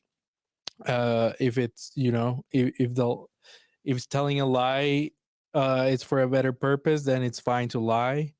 And like the bishop said, about this idea of obeying your leaders, if the leaders ask us to lie or do something wrong, then we should do it, because then we're going to be justified, because our responsibility is to obey the leader. So it's all a mixture. And I'm also going to add, that's all true, Gerardo. I'm also going to add how we're taught from age 12 to lie, because we masturbate and when we look at sometimes, and I didn't in particular, but most Mormons as teenagers do masturbate or they look at porn, but they don't want to be, prohibited from their mission service. Or a Mormon couple who's engaged makes out and even does some heavy petting or sex before their marriage, but they don't, they don't want to be embarrassed by having their wedding canceled or postponed. So what do we all do? We lie. And the church teaches us to lie and encourages us to lie. And it's not like they actually literally say you should lie. Yeah. But they create a culture that encourages lying. Now, Obispo, you respond, because again, I want to know your perspective, and I want to know if you think we're being too harsh. No, I mean you have a point there, and we could just continue like going with more church history issues like Joseph Smith, like hiding the 1832 First Vision account, and then saying that it didn't exist, and having in a safe deposit box, right, and hidden, and then it was found by the tanner somehow, and all those things that are crazy, right? And as you mentioned, up to the Ensign Peak, and I agree on that. As a leader in the church, I have had many contact with people who have lied about many of the issues you have mentioned, right? Probably they got married in the temple, and after a few years, they just feel remorse or they feel shame because they did some things that were not correct according to what the church teaches. And so they are not feeling okay, and they have to go to the bishop or go to the stake presidency and tell them, like, hey, this happened, and we didn't repent the way that we were supposed to do it. And that's something very common. And the sad thing here is that that creates a lot of shame and guilt on people. Yeah. Shame Yeah. and guilt on things that you shouldn't be carrying on, right? I mean, uh, I don't know what else to say. You do have a point there. And I'll just say I've lied. Like there were times where I wasn't honest in my life, even with Margie and my kids. And what I can tell you is when you live a prolonged life of dishonesty, it wears on you psychologically. It harms you. It creates anxiety. It creates depression. And so I'm not pretending that I've never been dishonest. I have been dishonest. And so it's not like I'm pointing fingers at everybody. But again, systems, not people. When a system is systematically creating a culture of lying, that's when I think it deserves to be called out. Yeah. I think. Yeah. It's true. Yeah. Totally. Okay. So I think that takes us to another example of dishonesty in terms of how the church reports its membership statistics in Mexico and in Latin America. Is that right? Yeah. Who's going to lead? Are you going to lead us through this, Gerardo? Yeah. Okay. Let's go ahead and should we go into the Obispo? Anything else you want to say before we go on to the next section? No, I think it's all been said. I mean, that's the reason why I decided to speak out, right? Because I value honesty, and I can say the same thing that you just said. I have been dishonest myself sometimes. I am not like completely true. I don't even have that expectation because I would think that is impossible. But I try to be as true and honest as I can. And whenever I find that I was dishonest or that probably by omission or whatever something was not correct, I try to make up on those things. So that Yeah. with that we can end this section. Okay. Thank you, Obispo. Okay, Gerardo, Awesome. what do you got for us? So one of the things that Obispo mentioned to me when we were talking about this issue or back in January was that the census in Mexico had been concluded and the report was out, and that it was pretty enlightening what the census showed. But to start with, maybe we should go to the first slide. And this slide shows that according to the church membership statistics, Mexico holds the second largest amount of members there's In the world. in the world. Yeah. Yeah. Mexico's numero dos. Yes. Yeah. Exactly. And Numero also- dos, that's correct. and the amount of temples as well. Mexico holds the second place of more Mormon temples in a country. Okay. And these are the numbers according to the church. So if you put them on screen, we have in United States, we have 6 million. In Mexico, according to the 600,000, let's just say. Yes. 6.5 million. Mexico, 1.5 million. And Brazil, 1,300,000. And the next one is the Philippines, considerably lower with 745,000. So the biggest countries, again, are United States, Mexico, and Brazil. And something important to At least remember. statistically, right? Statistically. Yeah. Well, but what I was going to mention is something important is temples, or at least the church has told us that temples reflect how strong the church is in certain country. So the fact that Mexico is the second country with the most temples, it tells us something about how the church views Mexico as how strong the country is as far as active membership or tithe payers. You know? I believe that Mexico has the second largest number of active tithing members in the world. Yes. It's certainly not the UK. You know what I mean? It's right. Right. I mean, I would have thought Philippines or Brazil or Chile would be the only closest even competitors, but Mexico makes sense. And so it's a good way. It's not totally far-fetched to use Mexico as an example of what the church might look like statistically in other countries. Absolutely. That's the my proxy. point. Yeah, Yeah. the proxy. Okay. So if we go to the next slide, the census in Mexico and Brazil. Bishop, do you want to explain kind of how the census is done in Mexico and Brazil and how it differs as far as like the religion question in census in Mexico?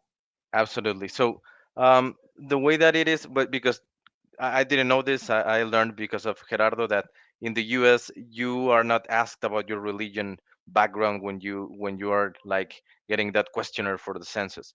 So what happens in Mexico is that you have a general census, like whether they ask your age and your income and stuff like that, and then they have additional questions that should be applied to each household in Mexico, because you know the institution in charge of the census here in Mexico does a great effort to get people to every corner of the country to get that census. So each household in Mexico gets gets asked these same questions, and one of them is, what is your religion?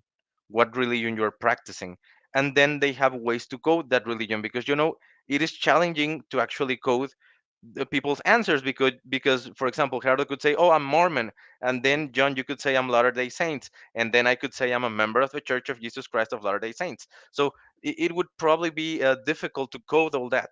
So with as years have gone by, the methodology has been improved, so that whenever and the people who's in charge of making this questionnaire, field people, they are trained like, okay, whenever people says Mormon, it means the Church of Jesus Christ of Latter-day Saints, and they have an equivalency table where they can check that, right? Like Mormon is the number, they have to put a number there, or Church of Jesus Christ Latter-day Saints, or Latter-day Saints, or whatever.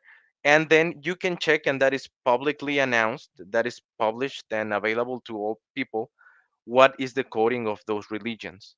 So you have the whole list of religions that were included in the census. Yeah. And Okay. then, so I hope this answered your question, Gerardo. Yeah. Yep. Yeah, that's exactly right. And the next slide is just a screenshot from a Catholic news agency, basically reaffirming what the Obispo just told us, that the census since 2000, at least since 2010, the reporting of religion is pretty accurate in Mexico because of these computing methodologies that they've implemented to get people's answers correct. And how, and just exactly how Obispo said, in Mexico you're required to answer the question about religion, is not Optional. It is optional. not optional, it's required. Yes. Okay. So that's since 2010. The stats that we're about to show. Are 2010 and 2020. Okay. Okay. And I mean, there's people who decide not to declare their religion, and that's also there in the census, in the report. It is like not defined or not declared, undeclared. That's actually Okay. how Yeah. they report it. So that's like the nuns, maybe Mm-hmm. in the Mhm. in the Pew Foundation study. Right. Okay. So should we go to the next slide? Yeah. All right. And this is pretty significant, I think. What does it say, Gerardo? So this is the country of Mexico. This is the numbers that the church claims of the number of members that there are in Mexico in 2010 and And 2021. read it for the listeners. Read it. Yes. And I just want to note first, we included sources for those numbers. They're directly from the church's website. And so we're going to put those on the show notes. But in 2010, the church said that there was 1,234,545 members. And in 2021, the church says that there were in Mexico 1,498,296 members of the church. So basically 150,000 by a couple of years ago, 150,000 members Right. of the Mormon Church in Mexico. Yes. Okay. Drum roll, please. Now, what the census shows, if we go to there we go, is that there in 2010, 314,932 people reported to be Mormon or members of the Church of Jesus Christ of Latter-day Saints or Latter-day Saint or whatever. And in 2020, 337,000 people reported, 998 reported to be members of the church. So there's a disparity of more than 900,000 members each year of the census. And what's significant to me is that these are people, when asked, that they're identifying themselves as Mormon. It's not like, they're not asking, are you active in your congregation? It's like, what's your religion, right? How do you identify as? Because there's a lot of Catholics that respond Catholic, but they don't go to church, right, on the census. So that's important to note.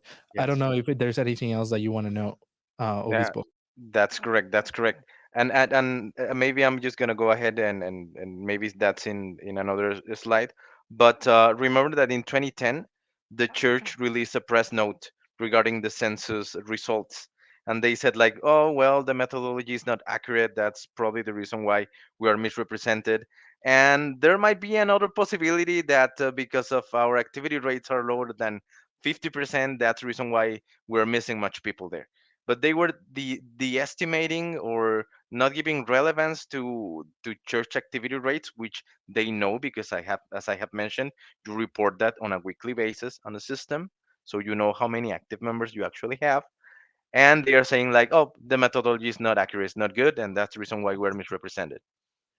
Yeah, that's what they said in 2010. Now they haven't released a press release for this year, for 2020, but the numbers are pretty similar. And the methodology has changed and has improved. Right. In that slide that you showed, John, according to the Mormon Church, in that 10-year period from 2010 to 2021, there was a 17% growth in membership in Mexico. Well, in reality, the census showed only a 7% growth of membership. But then it gets even worse when we go to the next slide. And then it shows how many new members really are. In the Mormon Church reports that there were 263,000 new members in that 10-year period, but the census shows that only 13,000 of those really identified today as Mormon. So that's a huge number difference. And I don't know if you want to comment on that, Obispo. Yeah, absolutely. I mean, 263,000 is just like what, 75% of the census results for 2020. So that's huge. I mean, that difference is huge. It's, and I want to go to the next slide because I think it also has an interesting point. But I'll let you go ahead, Gerardo. Yeah, and do explain you it. want to explain this one? Go ahead. Yes, yeah, thank you. So as you can see here, if we compare the total numbers according to the church records, that matches to 26%. So out of the 1.2 million that that members we had on record in 2010, only 26% was reflected in the census. And out of the 1.4 million, Just to restate that, 26% of the people that the church claim are members actually identify as Mormon. 26%. exactly 26%. That's a quarter. Exactly. Right? That's a quarter. Yeah. And then for 2021, you were going to say. and for 2021 is 23%. Because as Gerardo showed in the previous slide, according to church records, we had more members, 17% growth, but according to the census, only 7% growth. So that's the reason why you see a decrease from 26% to 23%. So this was big to me, John, because we on Mormon Stories have talked about 30%, 20% activity rates, but this confirms it. It's Yeah. not a number that we're Well, it doesn't. Identity is different than activity, exactly. right? Yeah. And so it's going to be what? Half that? Like Yeah, I don't know. 50%, 60% at best? I mean, once you average all the words in Mexico, yeah, a lot lower than that. I probably. estimate it's somewhere between 10 and 20% activity rates in Latin America. Probably. Yeah. Now, I mean, we're going to talk about your ward, Obispo, but the other thing we ought to say about this slide is that percentage is shrinking, right? Yes. Yes. So it goes from 26% a decade ago to 23%. And Right. so the decline is accelerating, Right. right? It's not just bad, it's getting worse. Yes. Yeah. Right, Obispo? Right. You're baptizing more people, but you're retaining less people Even year less. after year. Yeah, Yeah. even less. Yes. Yeah. And then I guess the next slide shows that this isn't just a Mexico problem. Right? Yeah. So the Brazil 2022 census hasn't been released yet, but I found that the 2010s Brazil census showed a very similar disparity between the numbers that the church reported versus what the census actually showed. And here's a Salt Lake Tribune article written by Peggy Fletcher Stack in 2012. And the title of that article is Brazil Mystery, Case of the Missing Mormons, 913,000 of them to be exact. Yeah. And basically it just explains what we just said. In Brazil. In Brazil. Not Mexico. Right. Right? So we have the second and third countries with the most Mormons having the same issue of people not identifying themselves as Mormon, and the number not being as near close to what the church claims. Yeah, and this also shows that the church has known about this for at least 10 years, if not more. Of course they know about this. They know about every statistic. They track statistics unlike anybody's business. And so, when the church claims 16 or 17 million members, what are they trying to do when they claim that number? They're just trying to say, we're a powerful church, but in the back of their minds, they know that that's not true at all. In members, they want to create the impression of success and largeness and growth, when in reality they know that 16, 17 million number is totally misleading, probably by a margin of 60 to 70%. Yes. Right? I don't know. Obispo, what are you thinking about that?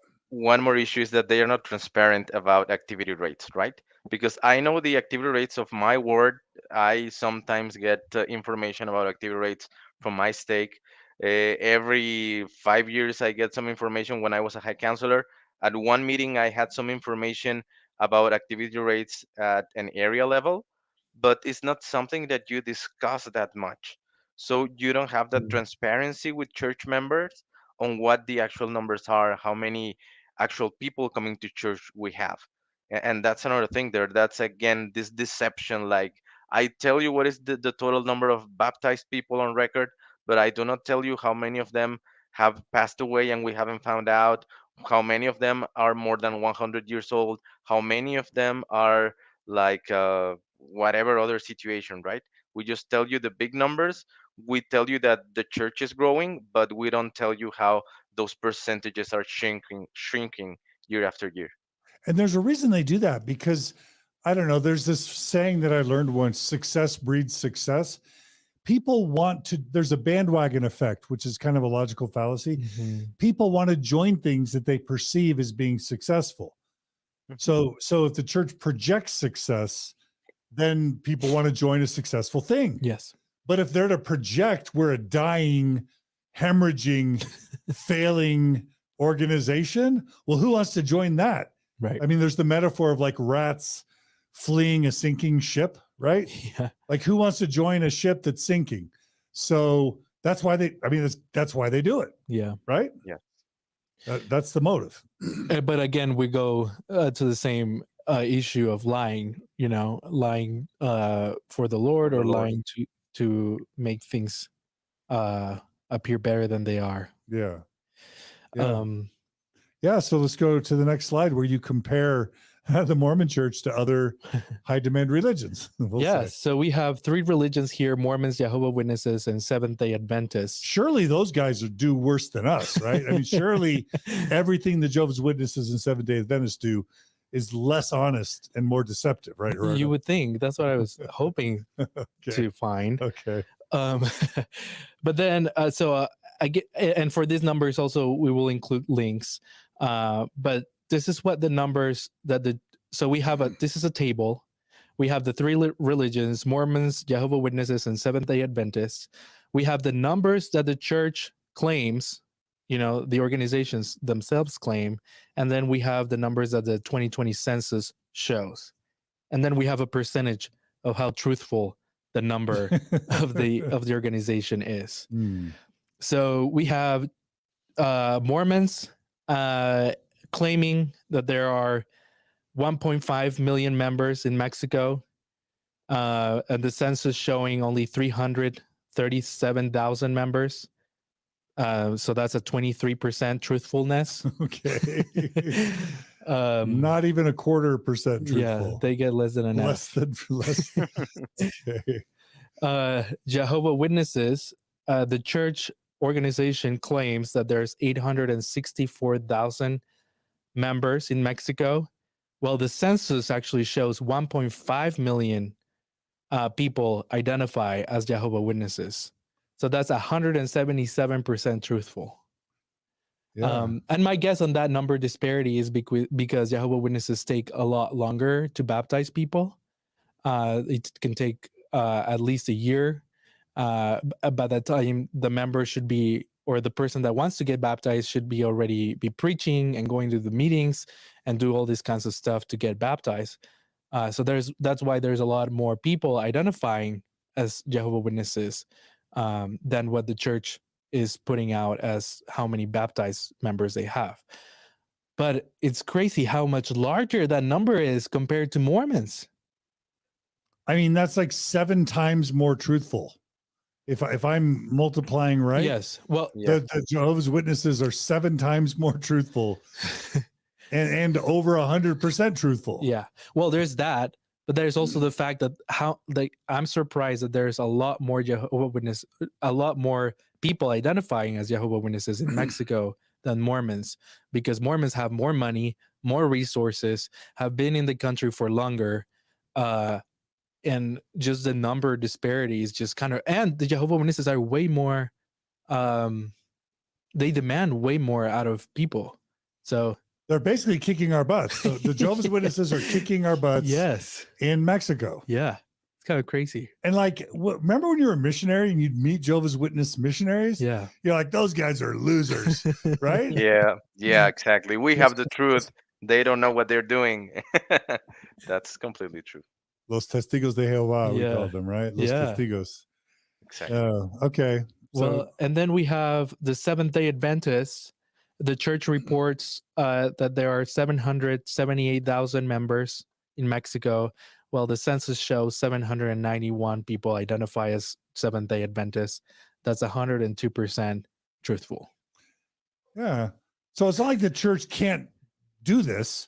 Like they'll say, oh, well, this is hard and stats are hard. And, you never know. Sometimes people move and sometimes people die and it's hard to track these things. Well, somehow 2 other high demand religions are getting it right. And by the way, the Seventh-day Adventists are also kicking our butt because they've got over twice the reported members. Yes. And they're being 4 times as honest as we are. Yeah. Yeah. I mean, that's just super. I always thought we were better than the other Me too. high demand religions in terms of more successful and more honest. and moral. Me too. I'm sad. Like, this doesn't make me happy. What do you think is that the Mormonism hasn't been successful in Mexico as much as these other religions, Bishop? I think it is the system that we have to baptize people. We baptize them way too quick. So because you were a missionary here in Mexico, you get them to church 3 times and then you baptize them. You don't quite explain them all the all the commitments that they are doing, but by baptizing. So on a background of people who on a country where most people are Catholics, and as you mentioned, many of those Catholics don't even attend church, then Mhm. they get baptized quickly, and then they realize that there's much commitment for the church, and then they just leave the church, right? But Because it is hard. why are Jehovah Witnesses being so much more successful? Um, I mean, I think what he said Is is I a part of the problem. Just corrupt missionary practices, right? Yes, But because go ahead, Rhoda. yes, if there are more requirements in the Jehovah Witnesses, way more rules. I mean, you have to every person that is interested to get baptized have to go out and preach and have a certain amount of time preaching a week and stuff like that. Why are they having so much? If it's about the commitment, why are Jehovah Witnesses being more successful at finding people who are willing to agree to those commitments, and Mormons are I not? don't think it's commitment. I think it's transparency. I mean, once you decide to be a Jehovah Witness, once you decide to baptize, you know what you're up to. You know how much time you have to dedicate to your church.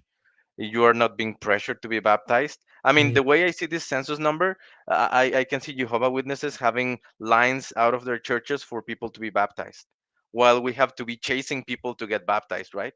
Yeah. So that's where there's a disconnection. It's again on my point of view is on transparency, because you tell them like, oh, you get baptized and it's a covenant that you do with God and all that, but then you tell them, you have to minister and you have to pay tithing and you have to come to church during the week, and then you have to do this and this, you have to attend the temple, and then you have to have an active temple recommend, and then you are not clear about that from the beginning. And Gerardo and John, you and I were missionaries, and you know that we are not clear, and nowhere in the missionary discussions we have clarity on all the things that are requested from a church member.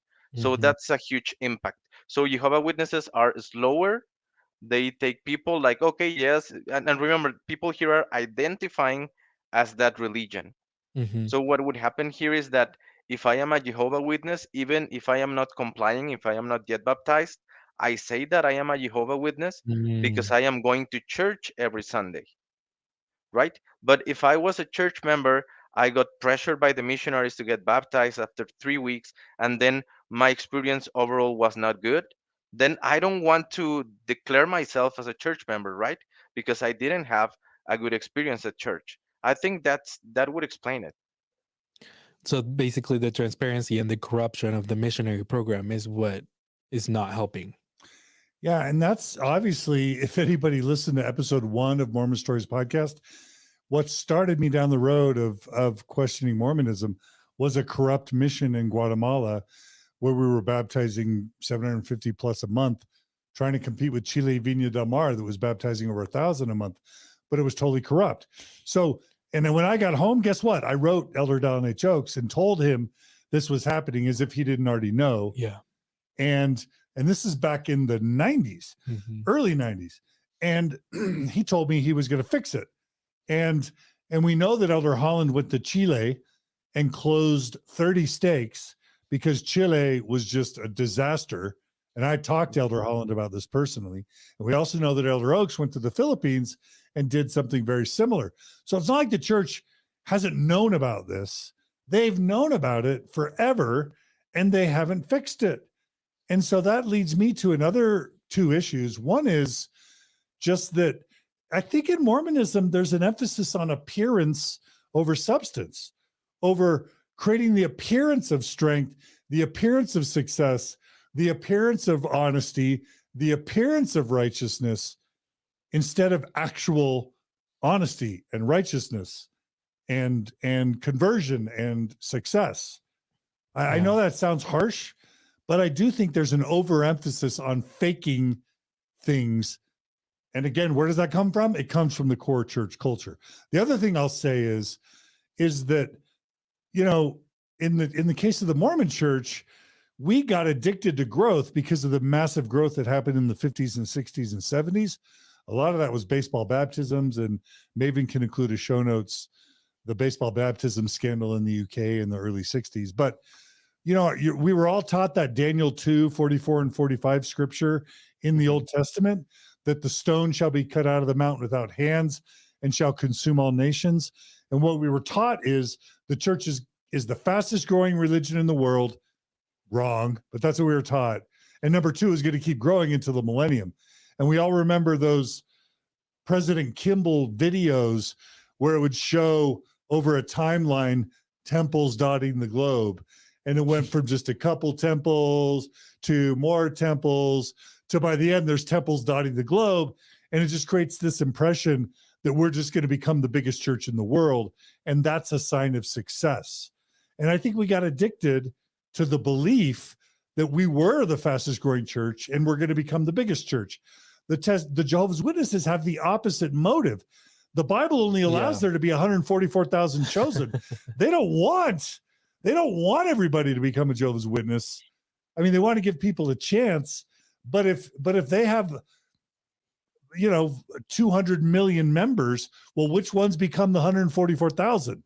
Well, they believe they're preaching for the other people who are not going to make it to heaven, but they do have a little bit of different approach to how strong the church should become. I agree with that. But I remember talking to Lloyd Evans on Mormon Stories, and there being an issue of all the members realizing, well, who's going to be chosen? Because we've got all the people who've already died. Yeah. And then there's all these people now. Who makes the 144,000? Is it you? Is it me? Should I claim that I've been? Are you going to claim that you've been? Who do we believe? I mean, that is an issue, right? It is an issue. And go ahead. Sorry. Go ahead. And every new member you have for, as a Jehovah's Witness shrinks your possibility, your chances of being one of those 144,000, right? Yeah. So it's just different motives. Anyway, that's fascinating. But also just that we're losing. We're literally What do you losing. think the formula is that the Mormons are missing in Mexico? You tell me, bro. I don't know. Obispo, why does your church suck? I'm kidding. Oh, that was harsh, John. I did that for humor. Actually, somebody wrote me and said I'll try and find the comment, but it basically says, "Hey, John, my wife is a Catholic and you're making her laugh." So I'm trying to be a little bit funny. Sorry, Obispo. I didn't mean to offend you, but no problem at all. With Obispo, that this culture of baptizing people quickly and getting them to commit to shady things that we haven't even talked them to about is not helping, and it's causing probably a repelling effect where you know people don't want to be associated with it. And also that people is harsh. I mean, like really Orthodox church members in Mexico, and I think it's the same in Utah, are really harsh with people who are not complying to a certain degree of commitment, right? I remember, for example, I am now remembering something that happened when I was younger. A family got baptized, and after a year, they went to the temple, they received their endowment. And then the next Sunday, after they had received their endowment, the lady was wearing a dress where you could see that she was not wearing the top garment. So one sister approached her, and she tried to be kind or whatever, but she pretty much told her like, "Hey, why are you not wearing your garment? You just went to the temple, you made a covenant with God that you were going to wear that for the rest of your life, and that you would not put it out for any activity which you could use it, right? Then why are you not wearing your garment?" That was the last time that lady went to church. She never came back. So members are also harsh with new converts, and sometimes when they don't fit the mold of sorry, a true believing Mormon, then that's difficult for them. Yeah. No, I think the culture has a lot to do with it too. Now I remember as a missionary, I visited the Jehovah's Witnesses church a couple times, and we were always received like if we were celebrities. everyone came and wanted to say hi and say that they were so grateful that we were there. That doesn't happen in the Mormon church. It's very different culture.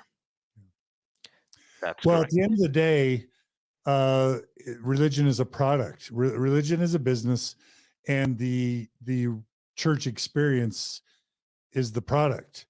And the Mormon church has not created a compelling product, Yeah. whether it's boring music, boring talks, like too expensive. Yeah. You can't drink coffee. What the heck? Like they just created I think over time, it's a crappy product. And I think for a lot of years, because we were the United States, because the United States was really popular, I think the church benefited from being an American church. Yes.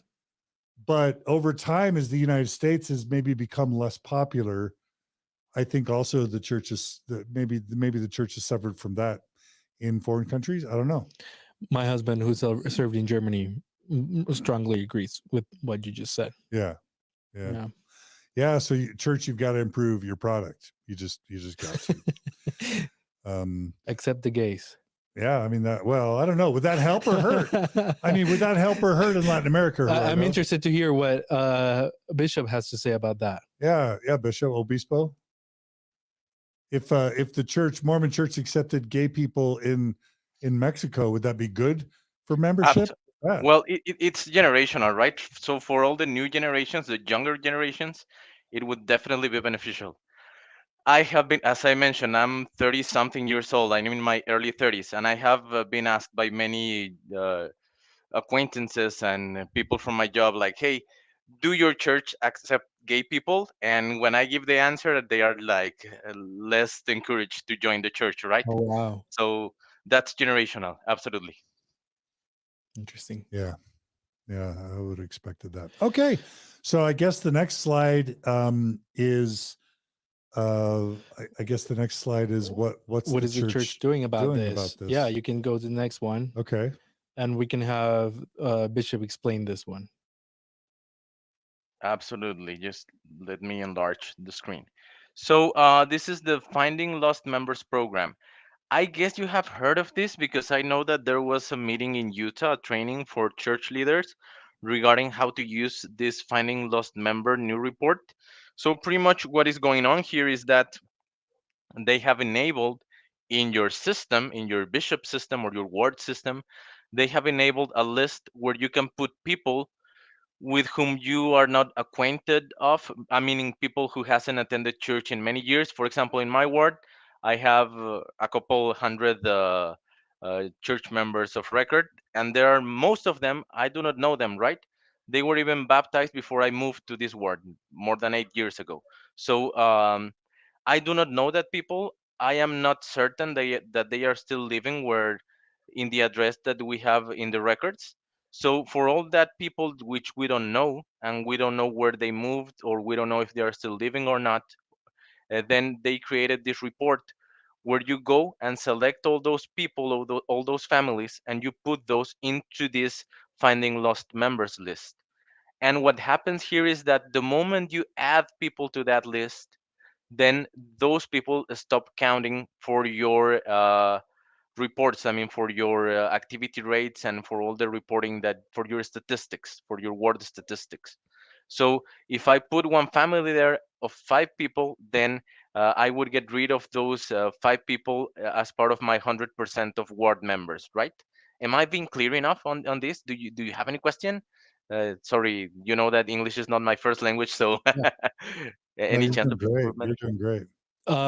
Yeah, so I understood. Do you want to just restate? Basically, I can do it too. Basically, what this program is, as far as I understand, it's letting you as a bishop to get rid of records of people who you don't know. You Exactly. don't know if they live in the ward, and basically just send them to church headquarters. So then it would reflect better on your activity rates. Well, yeah, and this is one of the conversations I had with Mormon Apostle Jeffrey R. Holland back when I had a couple lunches with him. what he said that happened in Chile was, imagine you're a bishop, or worse, imagine you're a branch president and you've got like 20 people attending church, or maybe 50. In Latin America, there are way more women than men. There's a lack of worthy priesthood holders in Latin America. So you're already down men. And then you've got a bunch of women and kids if you have anything. Imagine how discouraging it would be to be a branch president or a bishop of a ward with like 40 people and look at this list of 1,000 members that are within your boundaries. Like Obispo, what would that feel like? It feels really bad. I mean, it's just like first you feel like stressed because you feel like, oh, I'm the bishop of all these people and I don't even know them. So the load that you have because of that list is huge, Mm. because you feel responsible for them even though you don't know them, even though uh, they haven't attended church for a while, even though you don't know their faces. Just because of them being in that report, you know of their existence and you know that they are church members, right? So yes, it is a bit disencouraging, because when are you going to find all of those? When are you going to find time to visit all of those addresses, right?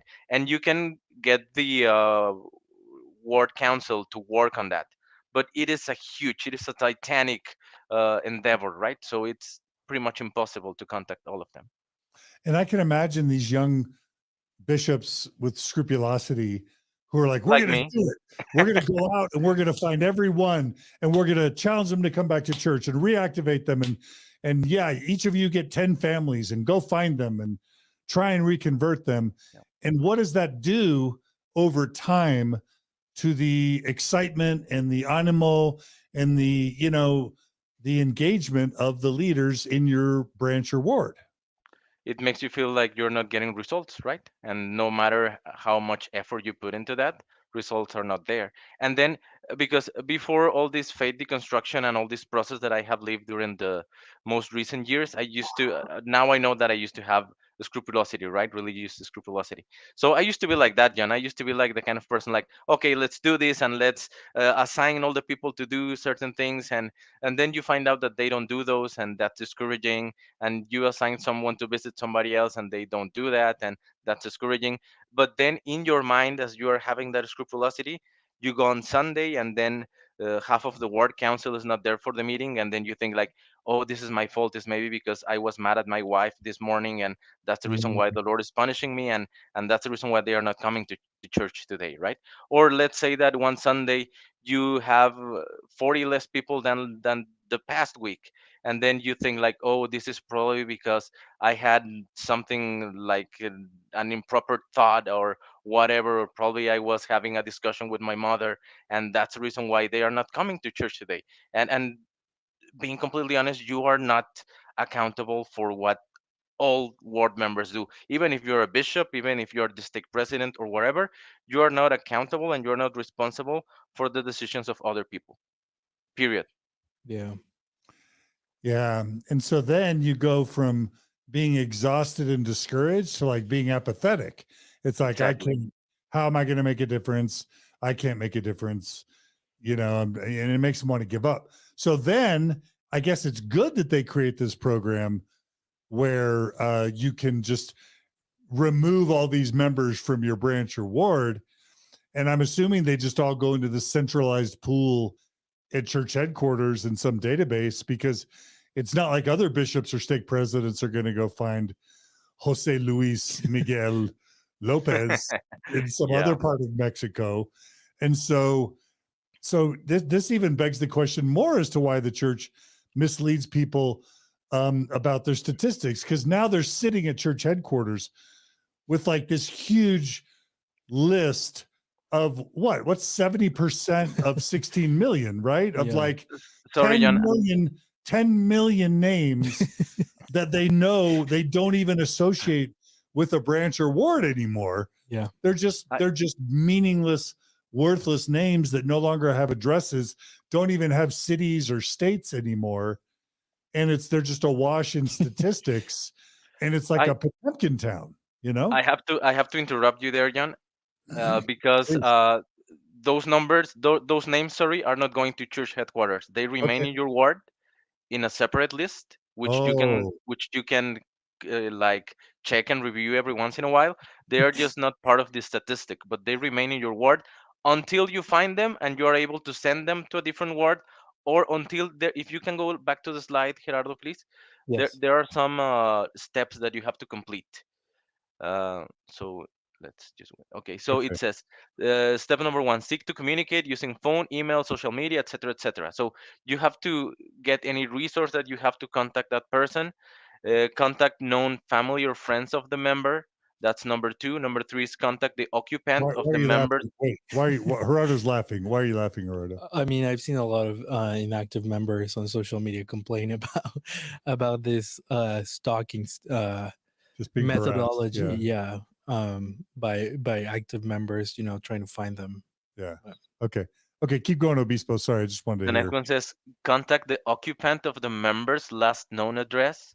And number four, obtain the bishop's approval to return records to church headquarters.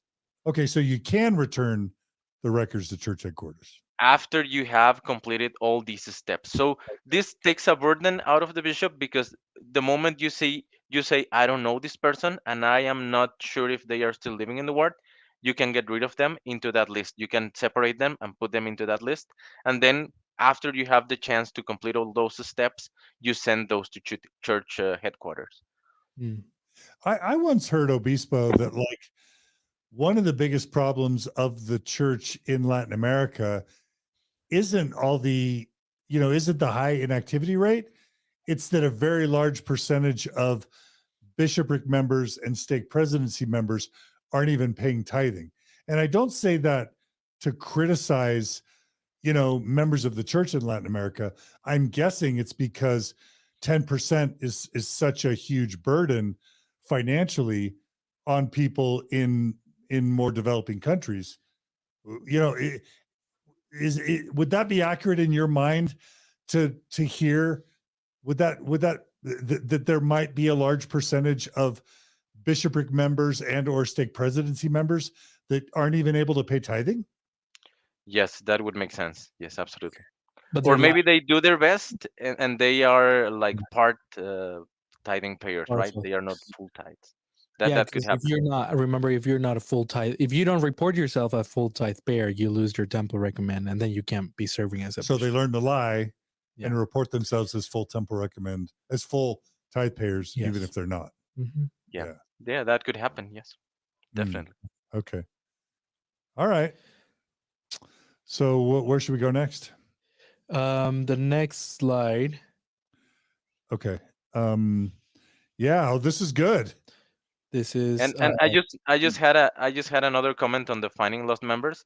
I have heard that in other church areas, what they are doing is that they are returning names from church headquarters back to the last ward where they were recorded, and they are bringing those members to that list so that the leadership of that specific ward can make that effort on contacting that people that was previously sent to church headquarters. because they church headquarters don't want the numbers, bro. The names probably there for Yeah, there's too many. yeah, exactly. Yeah. Okay. Well, so now we're going to be looking at is this the activity rates in your ward, Obispo? Yeah, that's correct. And that's I have kind of a my big word deal. and another one. Go ahead, Obispo. What were you So saying? it's my word, and I got information from another word, so I have information from those two words. But yes, some of this information is from my word. And for people who've never been Mormon, this is a big deal because the Mormon Church, as a part of its long-standing policies of deception and hiding information, they'll tell you they have 17 million members when they know they only have 5, but they won't tell anyone how many of those are active. They know the number, but they won't tell anyone. And that's deception. Yeah. But now we've got one bishop and maybe someone else who's willing to actually share actual activity rates in a Mormon ward or two in Mexico. So that's why this is a big deal. Yes, These are actual thank you. screenshots from the LDS system. So this is literally the church's tracking system of activity rates. So we know they have those numbers. Yes. Yeah. Okay. Yeah. Tell us what these say, Obispo. Well, this is the trend of activity rates for my ward in 2020, 2021, and 2022. There's a line, a trend, and that's a screenshot, as Gerardo mentioned, from the system. And in 2020, we reported a 20% activity rate for my ward. In 2021, we reported 17%. 2022 was 18, and 2023 is 23%, considering January and whatever Sundays have passed of February. So these are the actual numbers we're reporting right now. And those come from every week, like typing in how many members or how many people you had at church for sacrament meeting. Okay. Now is that is that 23% of the people who are considered active members, not counting those who are in that bucket of lost? So is it 23 of all, or 23 of the people that are designated as we know who they are and where they live? It's 23 of the people that we know who they are and where they live and are not in the finding lost member list. So it's actually way lower than 23%. Yeah. If you would Yes, include those I can those- tell you that we have cleaned almost 10% of our church or of our ward records. So you can estimate that number. Wait a minute. Are you saying 10% of your records are, we know where they are? And No, of those No, we 23, don't know. no, I have get rid of 10% because I didn't know where they were, so I got okay. rid of those So that 10% 10%. of your members of record in your ward, you've put are in that category of we don't know where they are. We don't even consider them. Exactly, yes. Okay. So that 23% number is really 18% or something like that. Close to that, yes. Okay. Yeah. And that's what we've been estimating for a long time is activity rates in Latin America around 10 to 20%. And I'm guessing that in Chile, it's going to be worse than in Mexico. You know what I mean? Yeah. And there's some words that are stronger than others and Yeah. some words that are way lower. You know, I served in words that were way lower than this. Yeah. Would you say, Bishop, that your word is a strong word as far as membership attendance? Yes, yes, I would say it's a strong one. Wow. It is the That's second largest ward in my stake. So that gives you perspective. Yes. wow. And many people can say, well, this is effect of the pandemic, right? Because in 2020 we were like on lockdown and whatever. But if you go back to that slide, Gerardo, please, then we have the numbers of the quarterly report, and that's information for a quarter in 2022, a quarter in 2021, and that same quarter in 2017. So as you can see, in 2021 was 17%, which matches what we had on the other chart. And on 2017, which is, what is that, 6 years ago, and was way before pandemic, the activity rate was 17%. Yeah. So it's been that low for a while. Yeah. Yeah. Yeah. It's Uh, not because of the pandemic. It's not like that. Yeah. This is a really valuable slide. Somebody needs to write the guy at Camorra, Matt Marinich or whatever, and show him this slide because he's always trying to guess what the activity rates are. Well, we've got some actual activity rates. Yeah. So contact Matt Marinich of Camorra. Okay. So that's a really important slide. Thanks for sharing. I'm guessing the church is not loving that we're sharing these numbers. Probably not. Yeah, probably not. Yeah. Okay. What's this next slide, Obispo? This is another ward from Central Mexico, and the attendance here in 2022, February 2022, was 35%, and in January 2023 was 27%. So this was interesting because this is the highest number of church attendance rates that I have heard in a while. Not in a while, ever in my life. Because every time since I am a leader in the church, which has been probably the last 12 years, I have heard numbers between 20 and 25%. This is the first time that I see a ward with more than 30% activity rate. Yeah. So, It's so really I rare. would say that this is an outlier. This is definitely not the mean of church attendance in Mexico. And my dad confirmed that. I asked my dad about his activity rates. I'm not going to say it here, but he said that 30% is pretty much unheard of. Yeah. So at best, the church has the best ward in Mexico has around 30% activity rates. Yeah. Exactly. So And this I one- asked, Go sorry, ahead. Gerardo. Go ahead. Go ahead. I asked another friend who's a bishop. He didn't share any information, but he said that his activity rates were from 8 to 10%. That he used to have like 60 to 70 people attending church every Sunday. Yeah. So In a the ward, activity right? in a ward, yes. Yes. Imagine 60 people in a ward. Oh, I was in a ward, not branch. That were only 12 people attending That's every crazy. week. That's just fraud. Like that really is fraud Yeah. to call a ward about something with 12 people attending. That's Yeah. fraud. I mean, it's lying. Right? Yeah. Yeah. And the other thing we need to say about this slide is it's kind of reverse chronology because the earlier dates are on the right, but it Yes. starts at 35% in February of 2022, but it ends in January of 2023 at 27%. So that's a full loss of 8 percentage points, not 8%. Yeah. 8 percentage point drop Yes. from 33% activity rates to 27% in a matter of a year. Yes. That's a huge drop. Yes, it is. And this is one of the strongest words in Mexico. Yeah, and that's going to show the impact of COVID, Yeah. right? Yeah. Yeah. Wow, that's really interesting, Obispo. And I'm guessing those numbers aren't going up anytime soon. No, I don't think so. Probably not. All right, let's go to the next slide. Well, last time I heard about activity rates in my stake, and then again, this is declared by myself at a church meeting. It was a few years ago. One time they mentioned that it was 19%, and on a different year they mentioned 21%. As you can guess, 19 was the most updated number that I got. 21 was a number that I heard a few years before that.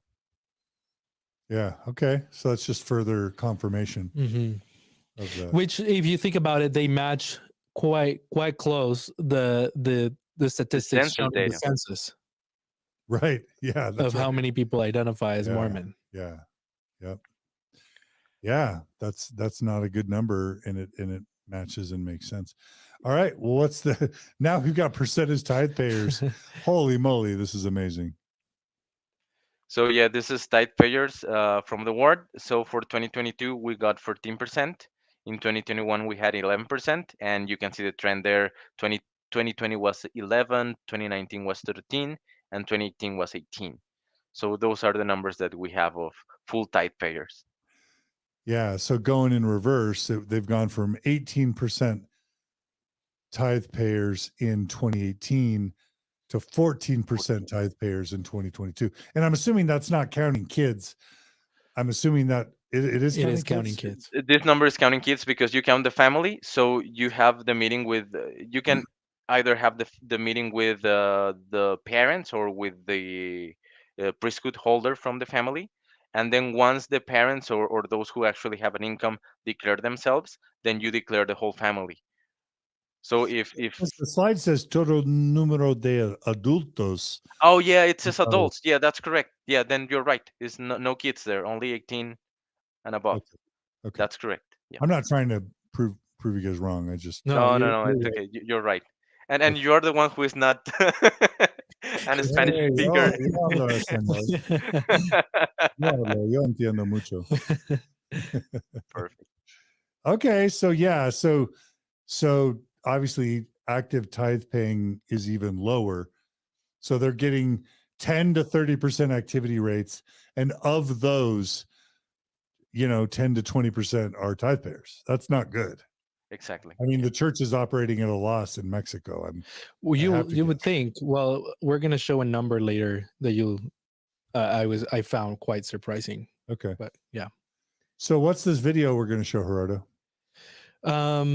So we wanted to show. Wait. Sorry, Gerardo. Obispo, when you have tithing settlement with your members of your ward, what's that conversation like? And how do they feel bad that they're not paying tithing? And how do they explain why they're not paying tithing? I think that's important. Yeah. Absolutely. So, well, at least from myself as a bishop, my objective is not to make them feel bad, because I Right. know that pay tithe is a challenge. I know that it means a lot of extra effort that a family has to make to pay that. It means that they have to sacrifice many things to pay that, or to separate that 10% of their income. And sometimes people income is really, really low.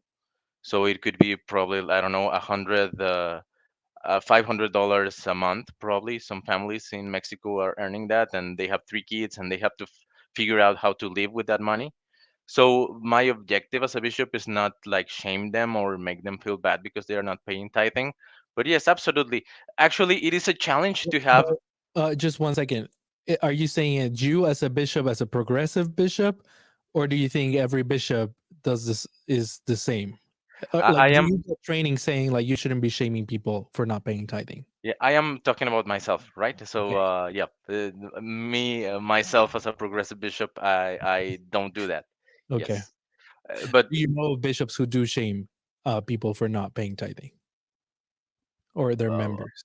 I was never in the situation of having a tithing declaration, and not just remember, I was an scrupulous Orthodox member, so I never paid partial tithing. So it was always full tithe, and my interviews were like really like soft, sort of speaking. Okay. So Just I would say in my experience, I know bishops personally who do shame their members for not paying tithing in Mexico. So I anyway, I would I would say that there are some bishops that are really like hard on that, right? Like yeah. they take away temple recommend. So you go to Mhm. your tithing declaration thinking, am I going to lose my temple recommend because I haven't Mhm. paid tithing for last 2 weeks? So, or for the last month? So that definitely happens, and there are definitely bishops who are harder on that. Yeah.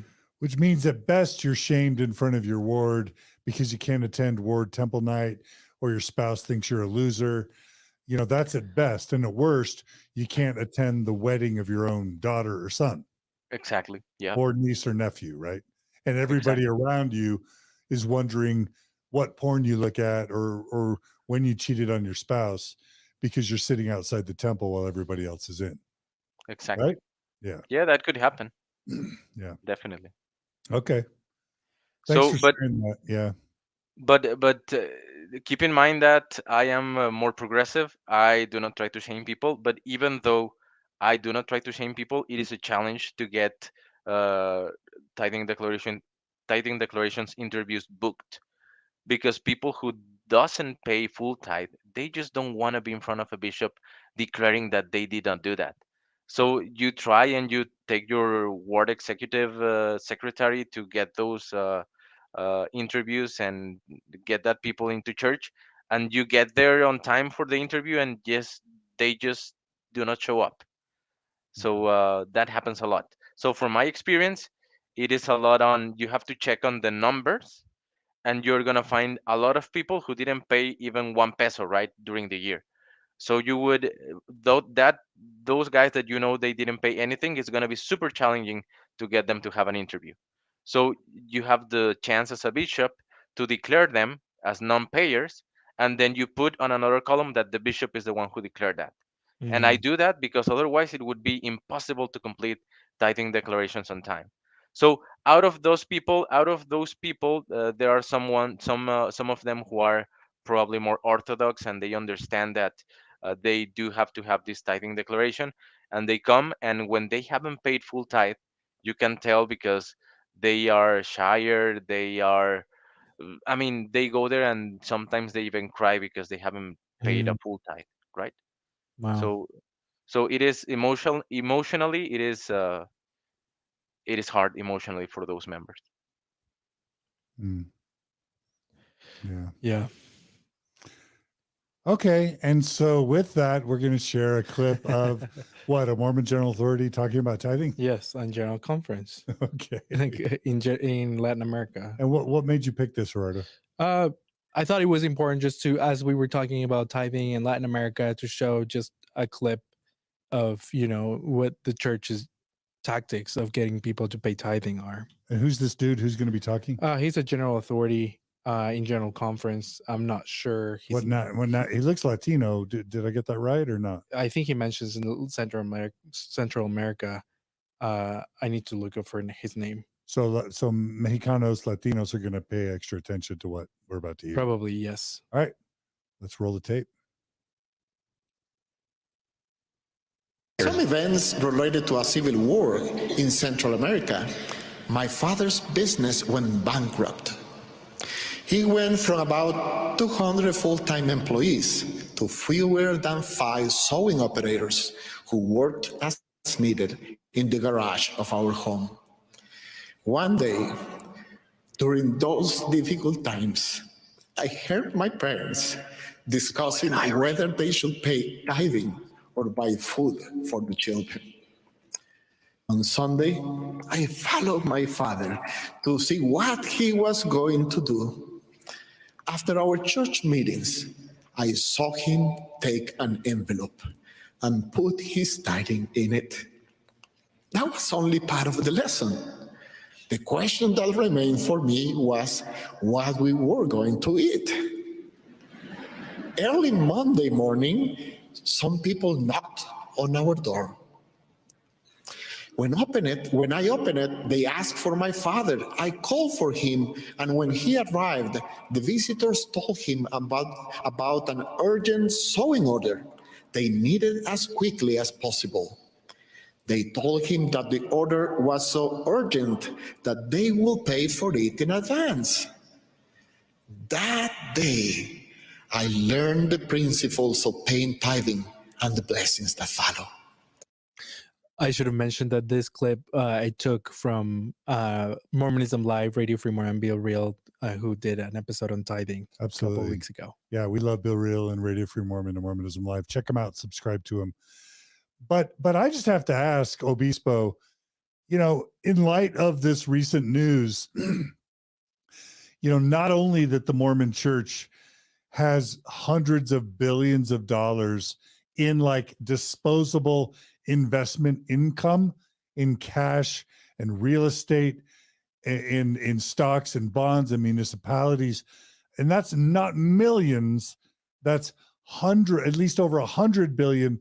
The church probably has investments over $200 billion that they intentionally were hiding from the membership, which we now learn, because they were worried that these members would not pay tithing if they knew that the church had $200+ billion in investments. Knowing that you've got members of your ward with 3 children who are making $500 a month and trying to survive, what's it like to hear, Obispo, that type of rhetoric about tithing? Well, from my perspective, is that they should change that message. That message should be softer, and you shouldn't be shaming people because they are not paying tithing. And you have to consider, John, consider those full tithe percentages. If we check on the part tithing members, that makes a large amount of members here in Mexico. So it means that there's people who is doing their best to pay some of that tithing, who have missed probably a week or two in the year, who probably missed a month, who probably got sick and had to pay it for medicine and they weren't able to pay for tithing that specific period. And then because they missed to pay tithing on that specific month of the year, then you are not allowing them to go to the temple, even though they paid for 11 months of the year. And then you're taking that money and you're operating the church, and then you're taking a surplus and you're investing that surplus on Apple and Tesla and Coke and whatever. So I mean, something is not all right there, and I think that rhetoric should change, and that message to church members should be softer. I mean, you shouldn't shame people because of that. By the way, that 70 is Elder Cordon from Guatemala. Yeah. That's not Yeah, my he's from fault. Guatemala. Me? Yeah. Are you blaming me, Gerardo? I just served a mission there. No, I'm just kidding. Yeah. Yeah. And if you guys want to Google, let's include in the show notes, there's a video I put together of the church's messages around tithing from general authorities and general conference on the Understanding Mormonism YouTube channel that is just will make your stomach sick. So the church needs to change that. So thanks for sharing that perspective, Obispo. So Gerardo, what's this next slide about? Yes. So let's, there we go. Yeah. Go ahead. Just set it up. Okay. So this one was this was some numbers that Obispo put together about how many members declare themselves as Mormon um, in Mexico per state where there's a temple either operating or announced. And we thought some of these numbers were interesting. We're not going to read all of them, but people can go ahead and go to the YouTube and look at the table. But what we found was that some of the it seems like wherever there's going to be a temple announced, it seems kind of random and it doesn't correlate with how many people are identifying as Mormon in that state. We also put a column there on the active recommend estimation. So based on that number of people identifying themselves as Mormon of age 15 and above, uh, on our best estimation of how many of those have temple recommends is on the right. So you will have cities like, for example, uh, Querétaro, where there's only 2,000 members, possibly with temple recommends, and you'll have a city like Mexico City with 11,000. So it seems kind of random where temples are being built and announced currently, and it's a little bit insightful just looking at these numbers. Yeah. I mean, like I'm reading it, Cuernavaca, 3,000, Culiacan, 5,000, Guadalajara, 3,700. I'm seeing there Villahermosa, less than 2,000. Yes. Like it's like, what is Nelson doing building temples in places with so few members? Yes. Yeah. Well, how is that received, Obispo, in Mexico? I would assume that everybody's just stoked to have more and more temples, like more cowbell. Let's have more temples. How is it being received there? Well, from my experience, people is super happy to have more temples. It's like, oh yeah, and as you don't have idea of the numbers, and you don't have idea, the regular church member do not have an idea on activity rates or numbers or how many members are living in that specific area.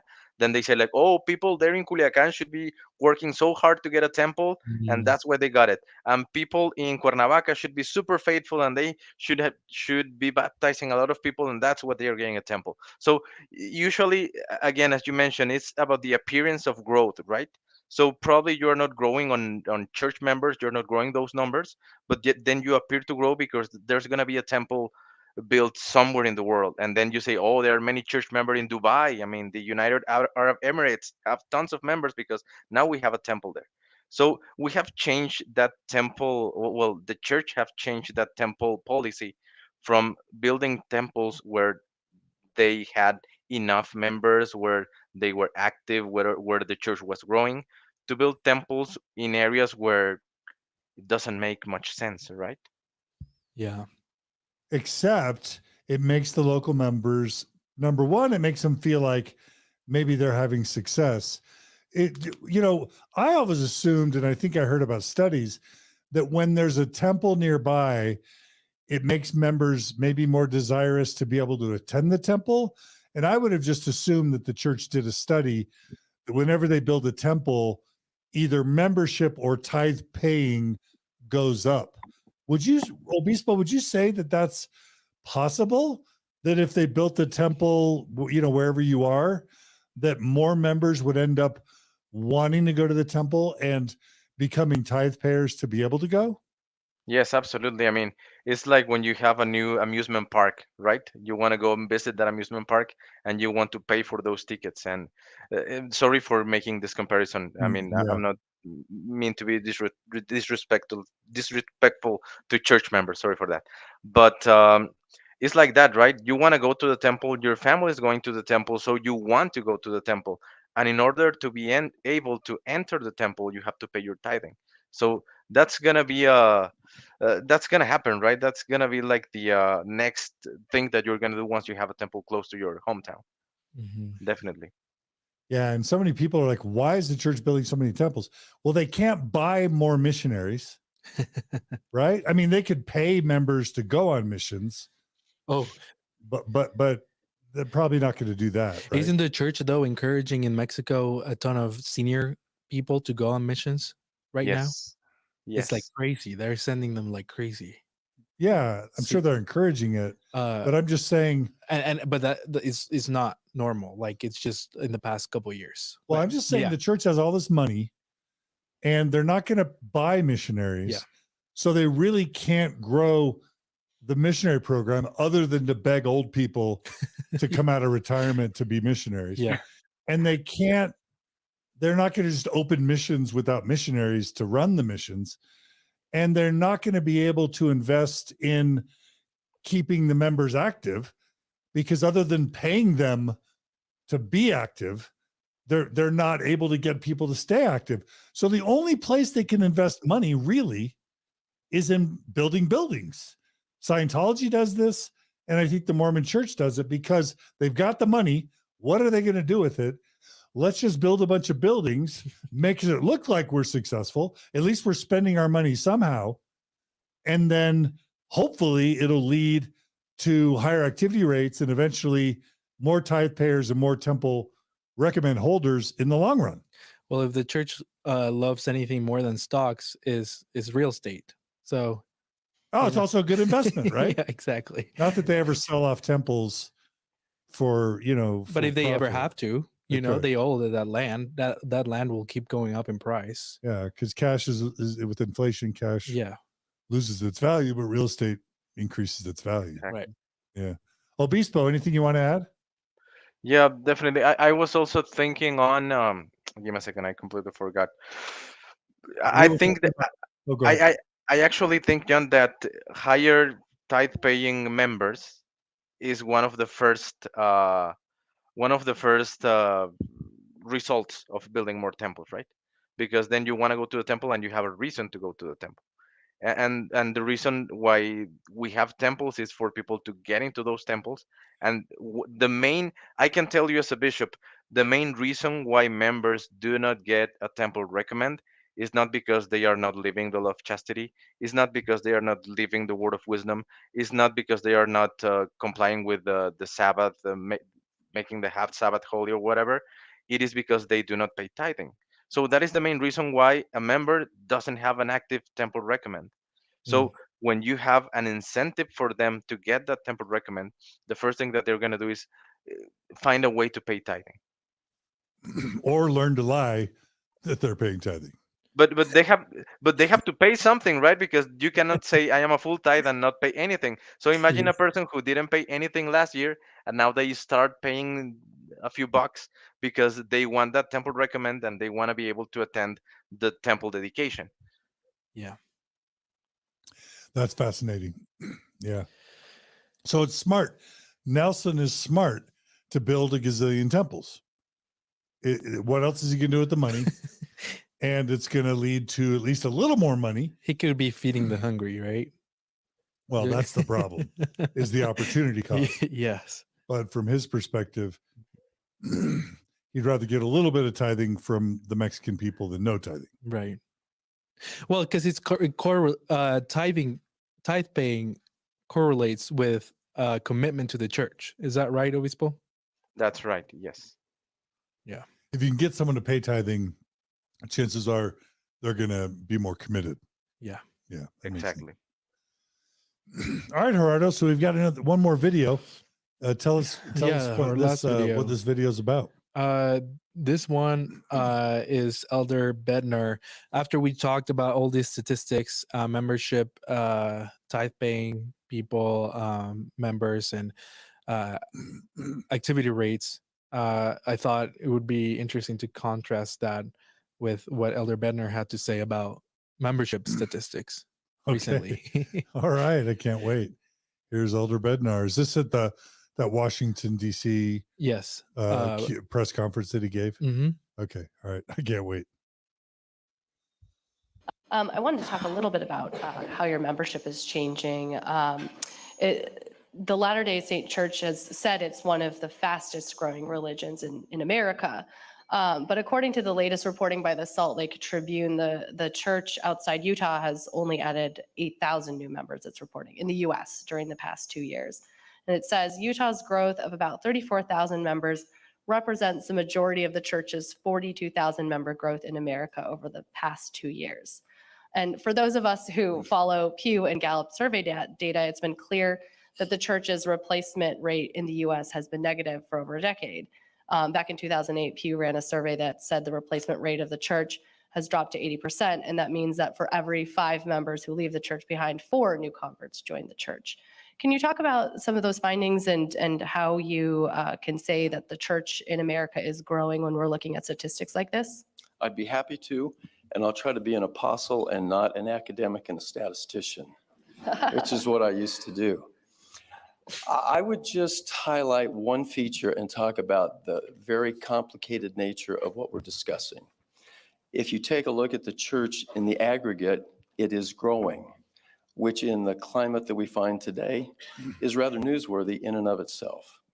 Secondly, if you take, for example, the western area of the United States, we have had a huge outmigration of members from that part of the country. We've also had a huge migration from Mexico and Central America. I have no idea what the real numbers are. So we have numbers, and I believe the numbers, but there's some uncertainty in the numbers. So I guess what I'm suggesting is, at the aggregate, I have confidence in the growth. If you want to break it down state by state, that is a rapidly moving target. And I just am not in a position to comment because I'm not sure what's really happening. Okay, good to know. So we did like 2 multi-hour episodes, kind of Yeah. analyzing that press conference. But Gerardo, tell us why you shared that. Well, it's just interesting when he says that it's a rapidly moving target, and that's why we can't give you answers, or we can't even know for sure when we show statistics from 2 different words and a whole state in Mexico where they have pretty much the same number year after year. So it's not, his huge migrations that he's mentioning are really not affecting the numbers as much as he is thinking in a way that he can't tell us what the numbers are. Yeah, they absolutely have the numbers, and they can show us the numbers. Yeah. And the numbers show that there's massive, inactivity rates all over the world, right?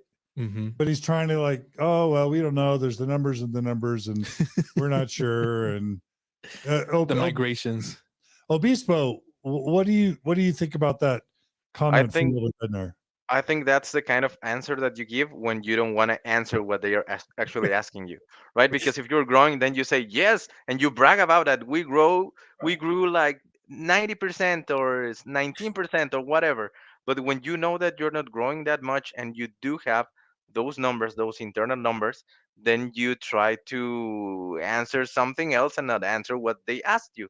Because he could have given a direct answer, right? Like, okay, our church membership is this, and then our activity rates according to our internal reports are these, so we are growing on activity rates but probably not on the numbers, but we have more active people. But I mean, he didn't answer anything. He just said, like, I don't know, I don't have the numbers, and I trust my internal numbers, but I am not sure those are accurate enough. When we did this episode analyzing this interview from Elder Bednar, we were wondering if about how often do bishops report activity rates to church headquarters. Do you happen to know how often you report activity rates to church headquarters? Activity rates are calculated automatically by the system every week. So every Monday, the church knows what the activity was in every ward in the world. Yes. Last Sunday. Yes, I would say that same day. By Sunday night, they should know what the activity rate was on every ward. They might be missing a few words because probably the ward clerk forgot to report that. But if you get that number 0, then you're going to be reminded that you have a zero there, and at least in the next quarter you would have to correct that. So I would say that by the same day later, they would know what the activity rate is at a specific ward. And you were saying even by people, like now they're asking you to name them who attended classes and stuff. Is that right? Yeah, so for sacrament meeting, it is a number, but for classes, it is by people, by name. So you, Gerardo Sumano, yeah, he attended today, and John Delin, he attended the next day. So you can know specifically which Sundays they missed. Wow. And Damn. I mean, there can be a higher risk there or more human error if you are reporting that by name, right? And you can miss one person or whatever. But then at the end of the day, you would have the sacrament meeting attendance, which is reported as a number. So it doesn't matter if Gerardo missed today and he came next week. I mean, you have a number there which is not linked to people. Right. Really quick, I want to thank everyone who's joining us on our live stream and ask everyone on the live stream, if you're not subscribed to us on YouTube or on Facebook, if you're joining us on Facebook, please hit the subscribe button. Please hit the like button for all of you. The more that we subscribe to these channels on Facebook and YouTube, and the more that we hit the like button and comment, the more likely YouTube and Facebook are to share this in the algorithm. So thanks to everyone for doing that. And also thanks to everyone who has given, the few of you who have given super chat donations, or who donate, generally speaking. But yeah, just going back to that information, it just, again, it comes down to honesty. Like, Yeah. that's not honest. Bednar's not honest, and it's just more deception. Yeah. On every level. And how depressing must it be for them? I guarantee you the Seventh-day Adventists or the Jehovah's Witnesses don't know every Monday every single person who's attending every single ward in every single unit across the entire world. Like, certainly we have the best computer systems in the world of any major world religion. The Catholics aren't doing that. Can you see your Catholic priest with his little iPhone reporting whether Jose and Hidalgo attended mass on Sunday? No. Like, Definitely we not. have the best in the world systems for tracking activity rates and tithing paying and temple recommend holding and Priesthood visiting holders. teaching and priesthood holders. And we're getting our rear ends handed to us by the freaking Jehovah's Witnesses. That's gotta be depressing to these leaders. What do you think, Obispo? I definitely agree with that. Yes. I mean, it should be like disgusting as you mentioned, because you're making an investment there on technology and everything, and then you're not seeing any Yeah. result on the long run. No, the numbers are declining. Yeah. As your computer systems are getting better, your people are fleeing.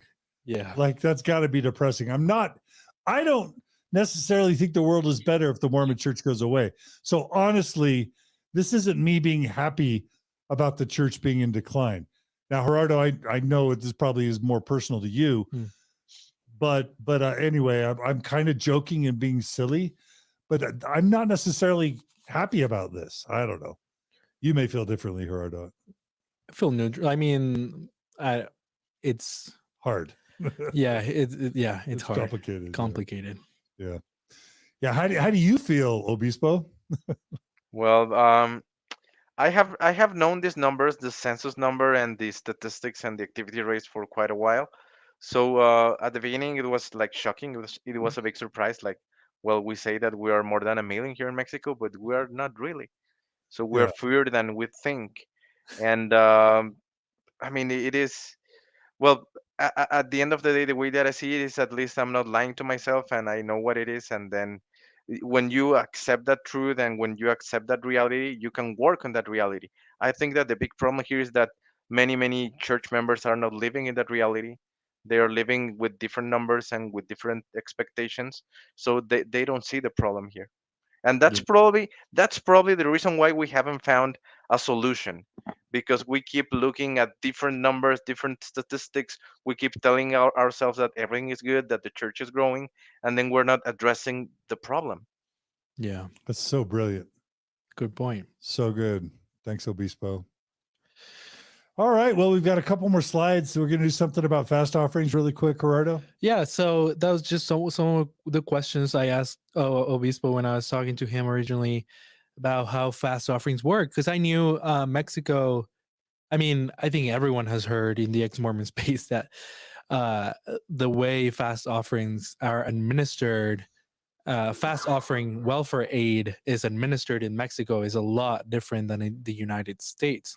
So we have a slide here that just explains something that we concluded with Obispo here, and that's that between 2000 and 2012, bishops were instructed to not spend more on welfare aid than the ward's fast offering income. So basically, the bishop had a pool of money that was made of whatever the members from that ward were contributing on fast offerings, and that's what he could use to help people in the ward. On the next slide, we have a letter. I'm not going to read it. We didn't translate it, but basically is a letter from the Area Presidency and a letter in November of 2011, basically acknowledging that there were these restrictions apply that these restrictions were in place in Mexico during those years, and saying, well, we're gonna change it now, and now we're gonna follow the church's handbook of instructions, which Obispo is going to explain to us now how it works in Mexico, and Yeah. some of his experiences too when he was called as a bishop. Absolutely. Thank you, Gerardo. So, um, yeah, when I was called as a bishop, we or every bishop in Mexico had access uh, to the global fund, right? So you were not expected to spend only what was gathered in your ward, because that's what happened years before. I remember in 2008, 2009, I was a ward clerk for a while before leaving for my mission, and the instruction at that time is that you could not spend more fast offerings than what the members of the ward had already given, right? So you had a cap there. So and it was low, because imagine this is Mexico. Imagine people's income, it is less than 10% that income, because they're already paying tithing, so it is low. And then that changed with that letter, and they said that they were going to be working according to the manual and to the handbook. And what I have found, and before being a bishop, I was a high counselor. I was part of the stake auditing committee, so I was aware of all the policies that we have regarding expenses for wards and stakes. And the instruction is that for every aid that you give on fast offering, you have to have an interview with the church member. The Relief Society president can reach them, the Elders Quorum president can reach them, and then they have to fill in some papers, some forms, what they call a self-reliance plan. So there, the member has to state how much money they are earning, what sources of income they have, what are the needs that they have, what are some costs of living that they could probably lower a little bit.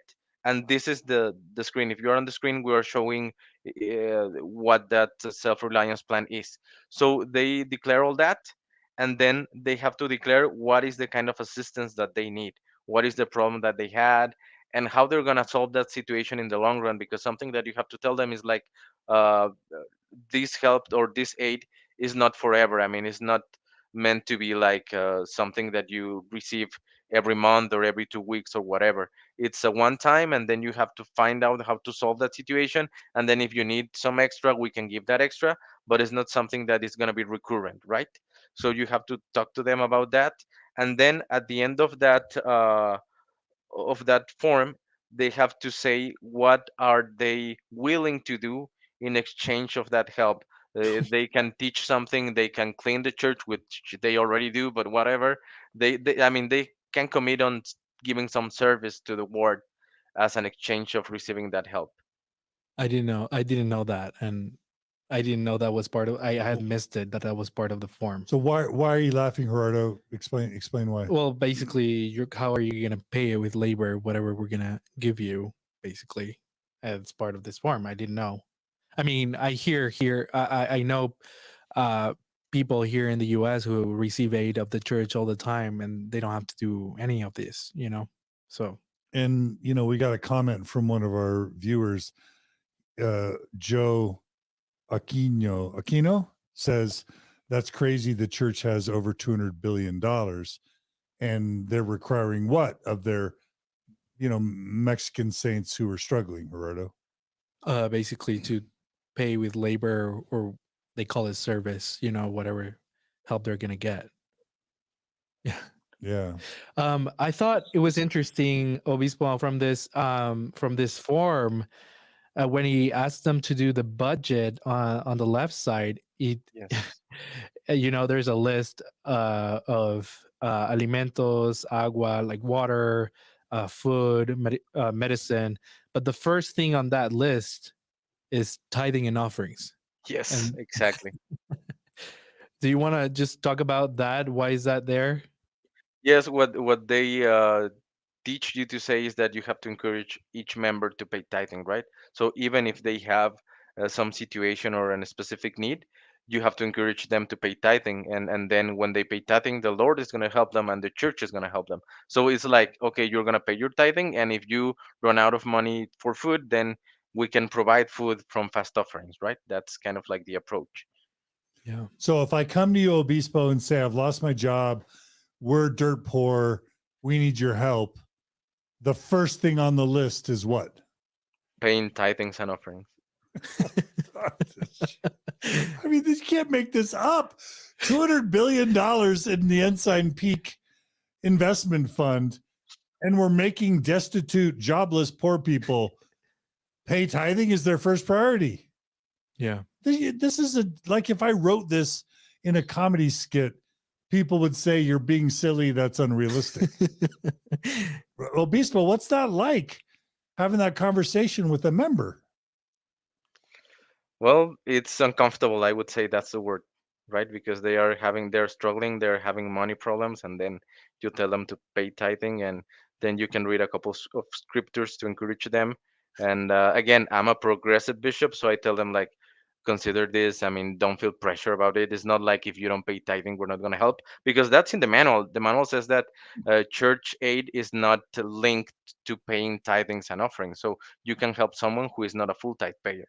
That's what the handbook says. So according to that rule, then I tell them like, it's not pressure. Don't feel pressure for that, but it is there, right? And the way that you're trained is that you have to tell them to pay it, right? And it is uncomfortable. That's the word that I would use. Yeah. Yeah. The other thing I just want to note here, and we've only got 2 slides left, but like obviously members in Utah, in Draper, and freaking Provo, and Park City, and Bountiful, right, are super wealthy compared to these saints in like Uruguay and Peru and the Philippines and Africa, right? And but yet the church hasn't implemented a system, that basically says, okay, we've got a bunch of rich people in the United States who are given all these fast offerings that they don't need. So what we'll do is we'll collect all those fast offerings that the wards don't use. And what? The most logical thing is we'll send these fast offerings to the countries around the world where it's needed, and redistribute the fast offerings to the poor in Africa, in Latin America, in the Philippines, and wherever else it's needed, or to urban areas in the United States. But no, what they say is, look, Mexico, that's great. If you can, we know you're not able to get most of your members to even pay tithing, but that's great if you can get them to pay fast offerings on top of tithing. But don't expect any money from us. Whatever you're able to collect, yeah, you can go ahead and use that for your poor and you're hungry and you're jobless. But there's no way we're pulling money out of our Ensign Peak, Tesla, McDonald's, and Microsoft stock folio. There's no way we're pulling money out of that, let alone our fast and offerings excesses for each year. There's no way we're sending that to you, Mexico. So either raise your own fast offerings and pay your people out of that, or you're out of luck. Because those of us who have more, where much is given, no more is going to be required. Luckily, that changed a few years ago, right? But What do you mean? That was a reality from 2000 to 2012. After 2012, we got access to the general fund as the US or any other country. But that was the rule for many, many years. Wait, so what? I thought you just said that you just only get the fast offerings your ward raises. from 2000 to 2012, that was the rule for bishops. In 2012, it started changing. I would say like a lot of bishops don't know. Right? Would you say that, Obispo, that a lot of bishops still restrain how much they help members, even though they have access to the general fund? It was actually when I was called as a bishop, that was one of the guidelines that I received, that I should what the stake presidency said, like, it's not like you're not going to help people, and it's not like if there's any special need you're not going to get that money, but try to hold to what your ward is paying as fast offerings. Well, we know that if you tell them to try and do that, they will do that, right? I mean, if they're going to lie and make up statistics to try and make their leaders happy, yeah, they're certainly not going to like continually go to the stake president and go, "Hey, I need more money. I need more money." They're just going to turn people away if they're going to lie about statistics. Am I wrong, Obispo? No, I think you're right. Yes. Yeah.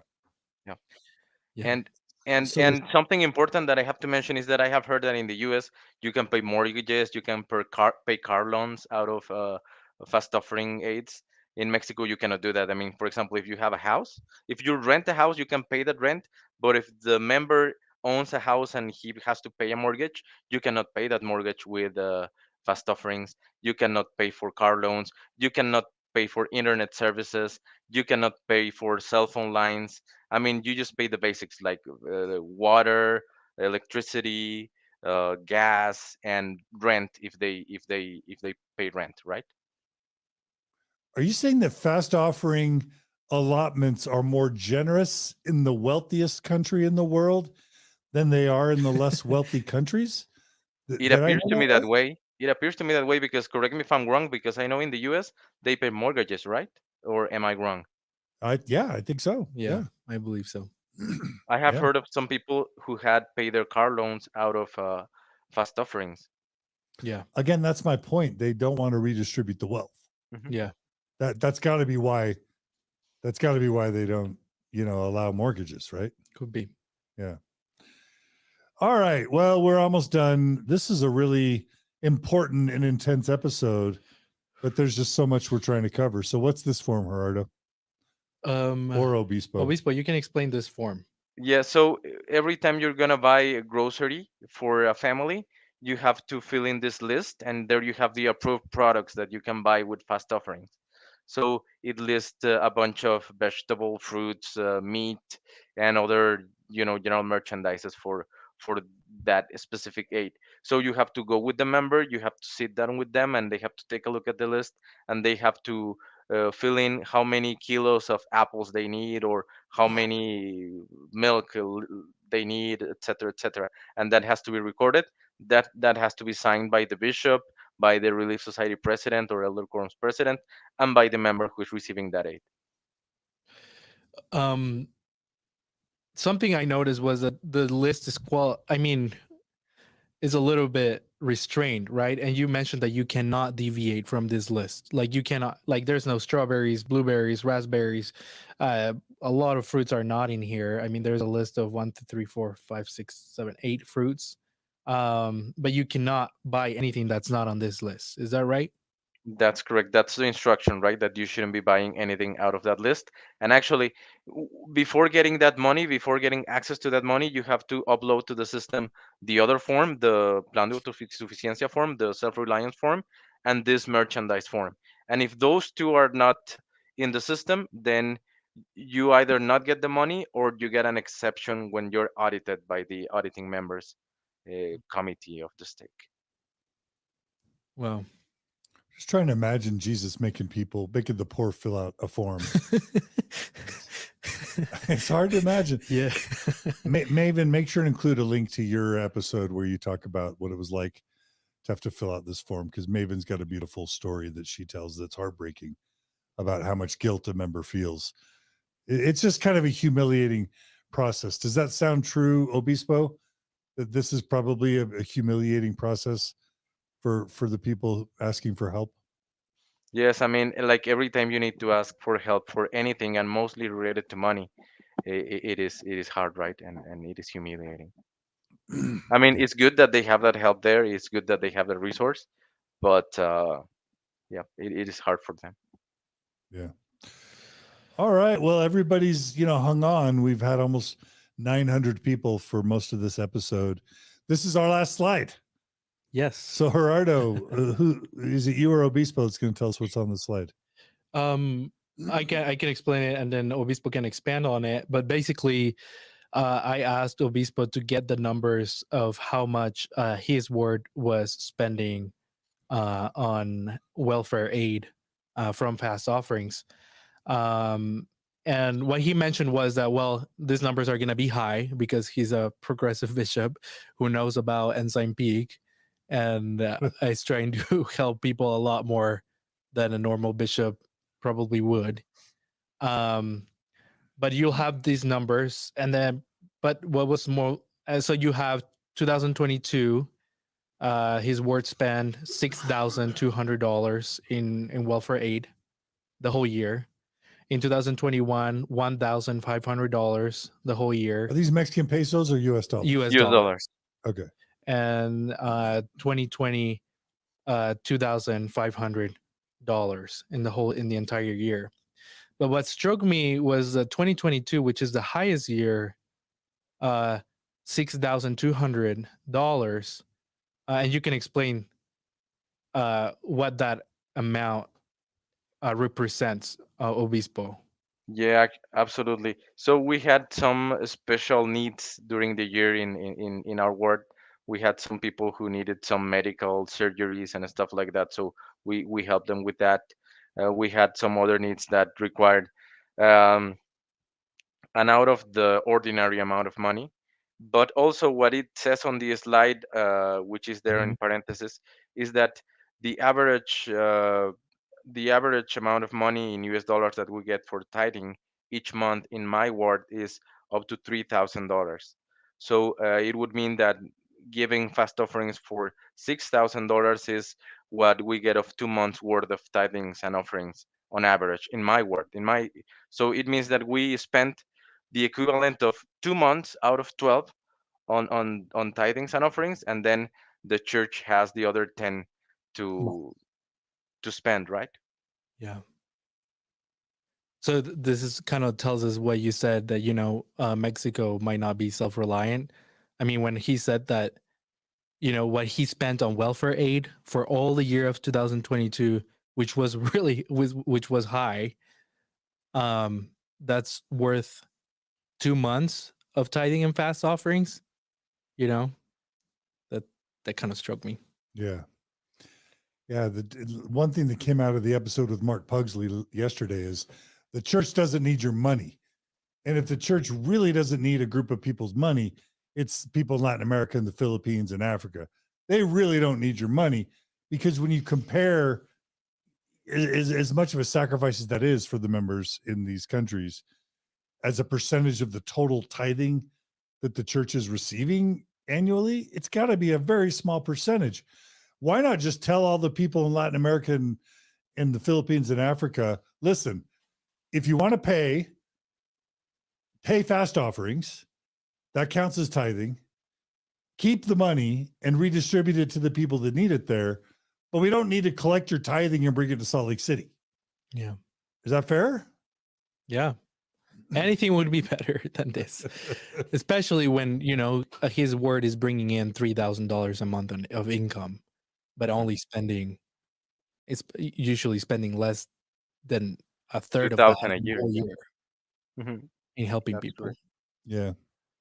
And I have to tell you, we're not the wealthiest ward in Mexico. We are just average, or even you have the area where we distribute this middle class and some lower income areas. So we are definitely not a wealthy ward in Mexico. Sure. All right. Well, wow. So Obispo, This has been amazing 3 hours, Gerardo. Thank you so much for preparing this. I do have a couple final questions, Obispo. Um, I am going to guess, Gerardo, what's your bet? How soon is Obispo going to be hearing from his stake president? Like tomorrow? No, probably a couple weeks, I would think. Okay, I'm going to say within the week, possibly by Wednesday. Obispo, do you guess how long it might take? Because people tend to underestimate how much of a reach Mormon Stories podcast has. That's not a flex. That's just true. I have so many people that are like, my parents won't hear if I do an episode. They don't watch podcasts. You don't understand how small the Mormon community is, right? Yes. But Obispo, are you expecting to hear from your stake president? And if so, how soon? And if so, how do you feel like it's going to go?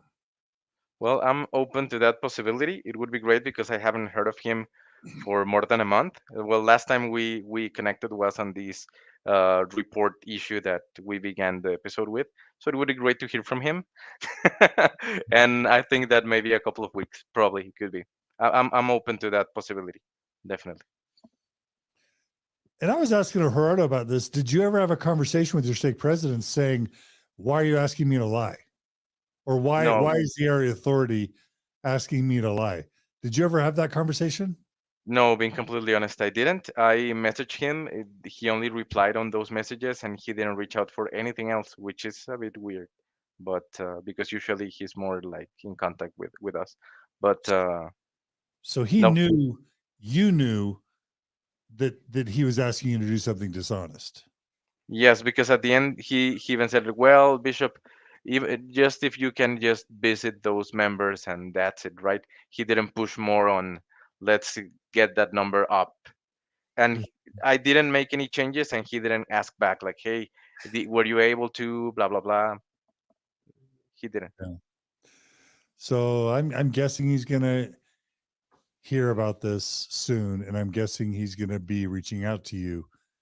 And are you worried? Are you afraid? Are you excited? How are you feeling about that? Well, I feel like being honest and being clear and open about certain issues is more important than the consequences that you may face.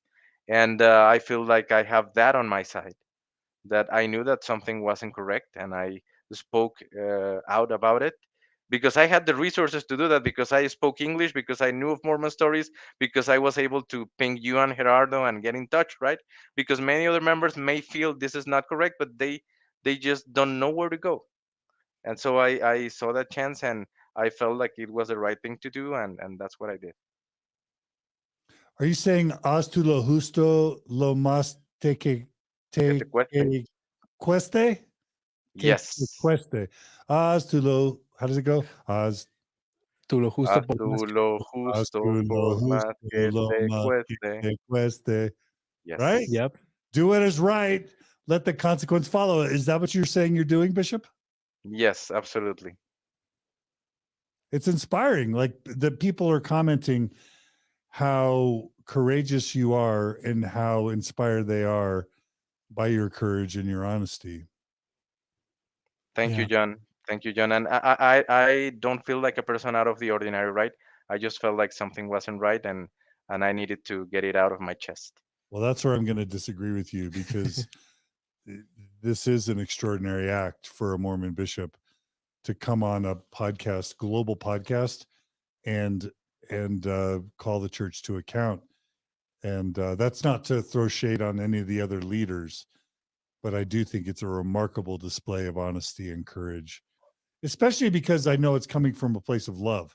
Yeah. You're not trying to tear the church down, and you don't hate the church. I You don't. just sincerely want the church to be better, like you said.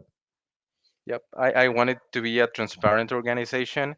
I wanted to be an honest organization, the way that I was thought it was, because for many many years I thought that church leaders were like the best of the best and super honest, and that I couldn't lie because I wouldn't live up to that standard. So yeah, I just wanted to make it a better place. And I also, you also ask how I feel. I feel a bit sad because on Sunday in that bishop's devotional that we had which was a transmission, the area president mentioned that we should avoid even the appearance of evil, right? And I think that's what I'm doing right now. I'm following his admonition, right? So that those were words from the same area president who, well, you know all the situation. Well, the church is going to be in a real pickle because how long you been Bishop Obispo? For almost 4 years. Okay, so if they release you, so almost 4, so not quite 4. Normally it should be 5. So if they release you, In Mexico goes all the way up to 10. Is that right? Yeah, they are avoiding that, but many bishops, for example, I know bishops who have served for 6 years. My dad was a bishop and he served for almost 6 years. So many bishops stay for more than 5 years. So if they release you earlier than kind of 1 year from now, we're going to know that it's likely that it's because you spoke the truth and were honest in your dealings with your fellow men. So if they release you, they're going to punish you for doing what the temple recommend question says it wants you to do. Is that right? That could be one of the reasons. Yes. Yeah. But I guess it also says not to speak ill of the Lord's anointed. That's not one of the temple recommend questions, though. It's not anymore? Oh, it's a covenant. It's Yeah. a temple covenant. Yeah, it's a covenant. But it does talk about affiliating with apostate groups. Yes, that they could say like, well, you were with John in Mormon Stories and you were with Gerardo, and that's like question number 6, right? So Yeah. Who's more evil in Mexico, Gerardo or me? I wouldn't know how to answer that question, John. What's the word evil in Spanish? Malo. It would be malo. ¿Quién es más malo, me or Yeah. Gerardo? Yo. Gerardo. Soy yo. Yeah. Bueno, Obispo, we want to send, as someone who's been a whistleblower in a sense, and whose family and I have paid some prices for that. Gerardo has paid some prices for his, courage and willingness to speak out. We send you our love and our respect, and also to your family. And we wish you minimal pain and suffering for your courage and your honesty. And we hope that good things will come from this. And if there are any important updates, of course, we'll invite you to come back and share them with us. Absolutely, John. Thank you. And I think this was a historical episode because you have 2 Mexicans here. I don't know if this is the first time that you have 2 Mexicans on Mormon Stories. And this is one of the few times that you mentioned that you have a sitting bishop participating and collaborating. So thank you for having me here. Thank you for the opportunity and for giving this space to people like me to speak out. Dos Mexicanos y un gringo. That's correct. That's right. Are all Mexican Mormons as smart as you and Gerardo, Obispo? That's what I want to know. Are they all as smart and courageous as you guys? If so, I think I'm moving to Mexico. You are welcome here, John. I was just there last week, by the way. Awesome. I saw some photos. Yes, actually, on social media, I knew that you were here with a bunch of people. So yeah. All right. Well, Obispo, we really do respect you. Thank you so much. And we hope you'll come back on Mormon Stories sometime soon. Absolutely. Looking forward to that, John. Gerardo, thanks a lot. Cuídate or cuídese. Ustedes también, cuídense. All right. Gerardo, thanks for organizing this. Yeah, no problem. And thanks for working late, and thanks for co-hosting. Yeah, no problem. And thanks for Zach for letting us have you. Yes. All right. Thanks again. And thanks to all of you who joined us on the live stream. Please subscribe right now to YouTube. Please follow us on our Facebook page. Please like these episodes and please share them liberally. If you're in Mexico, let's make it so at least one person in every barrio or rama has this episode. Hopefully it can be translated into Spanish. I don't know. But let's get the word out and let's help the Mormon Church be less dishonest in its reporting, in its statistics, in its membership statistics. Let's get the Mormon Church to just be honest. Come on, Mormon Church. You taught us to be honest. Come clean, repent, and then set the example. Thanks for everyone who donates to Mormon Stories and the Open Stories Foundation. Thanks to everyone who donates via super chats on YouTube. Those donations help make this possible. And thanks to everyone who reaches out. You can email us, you can direct message us on Instagram or Facebook, or you can email us at mormonstories@gmail.com. If you are a leader in the Mormon church, or if you're an insider at church headquarters or in the CES department, and you've got insider information you want to share on Mormon Stories podcast, if you're a missionary out there and you want to share what's going on, we always welcome people to tell us what's going on the inside. That's some of our most important episodes or popular episodes. Today's episode got over 900, Gerardo. That's amazing. Yeah, it was great. Yeah, I mean, so thanks again, everyone. Thanks for joining us. Be kind to each other. Be good to each other. Cuídese. And we'll see you all again soon on another episode of Mormon Stories Podcast.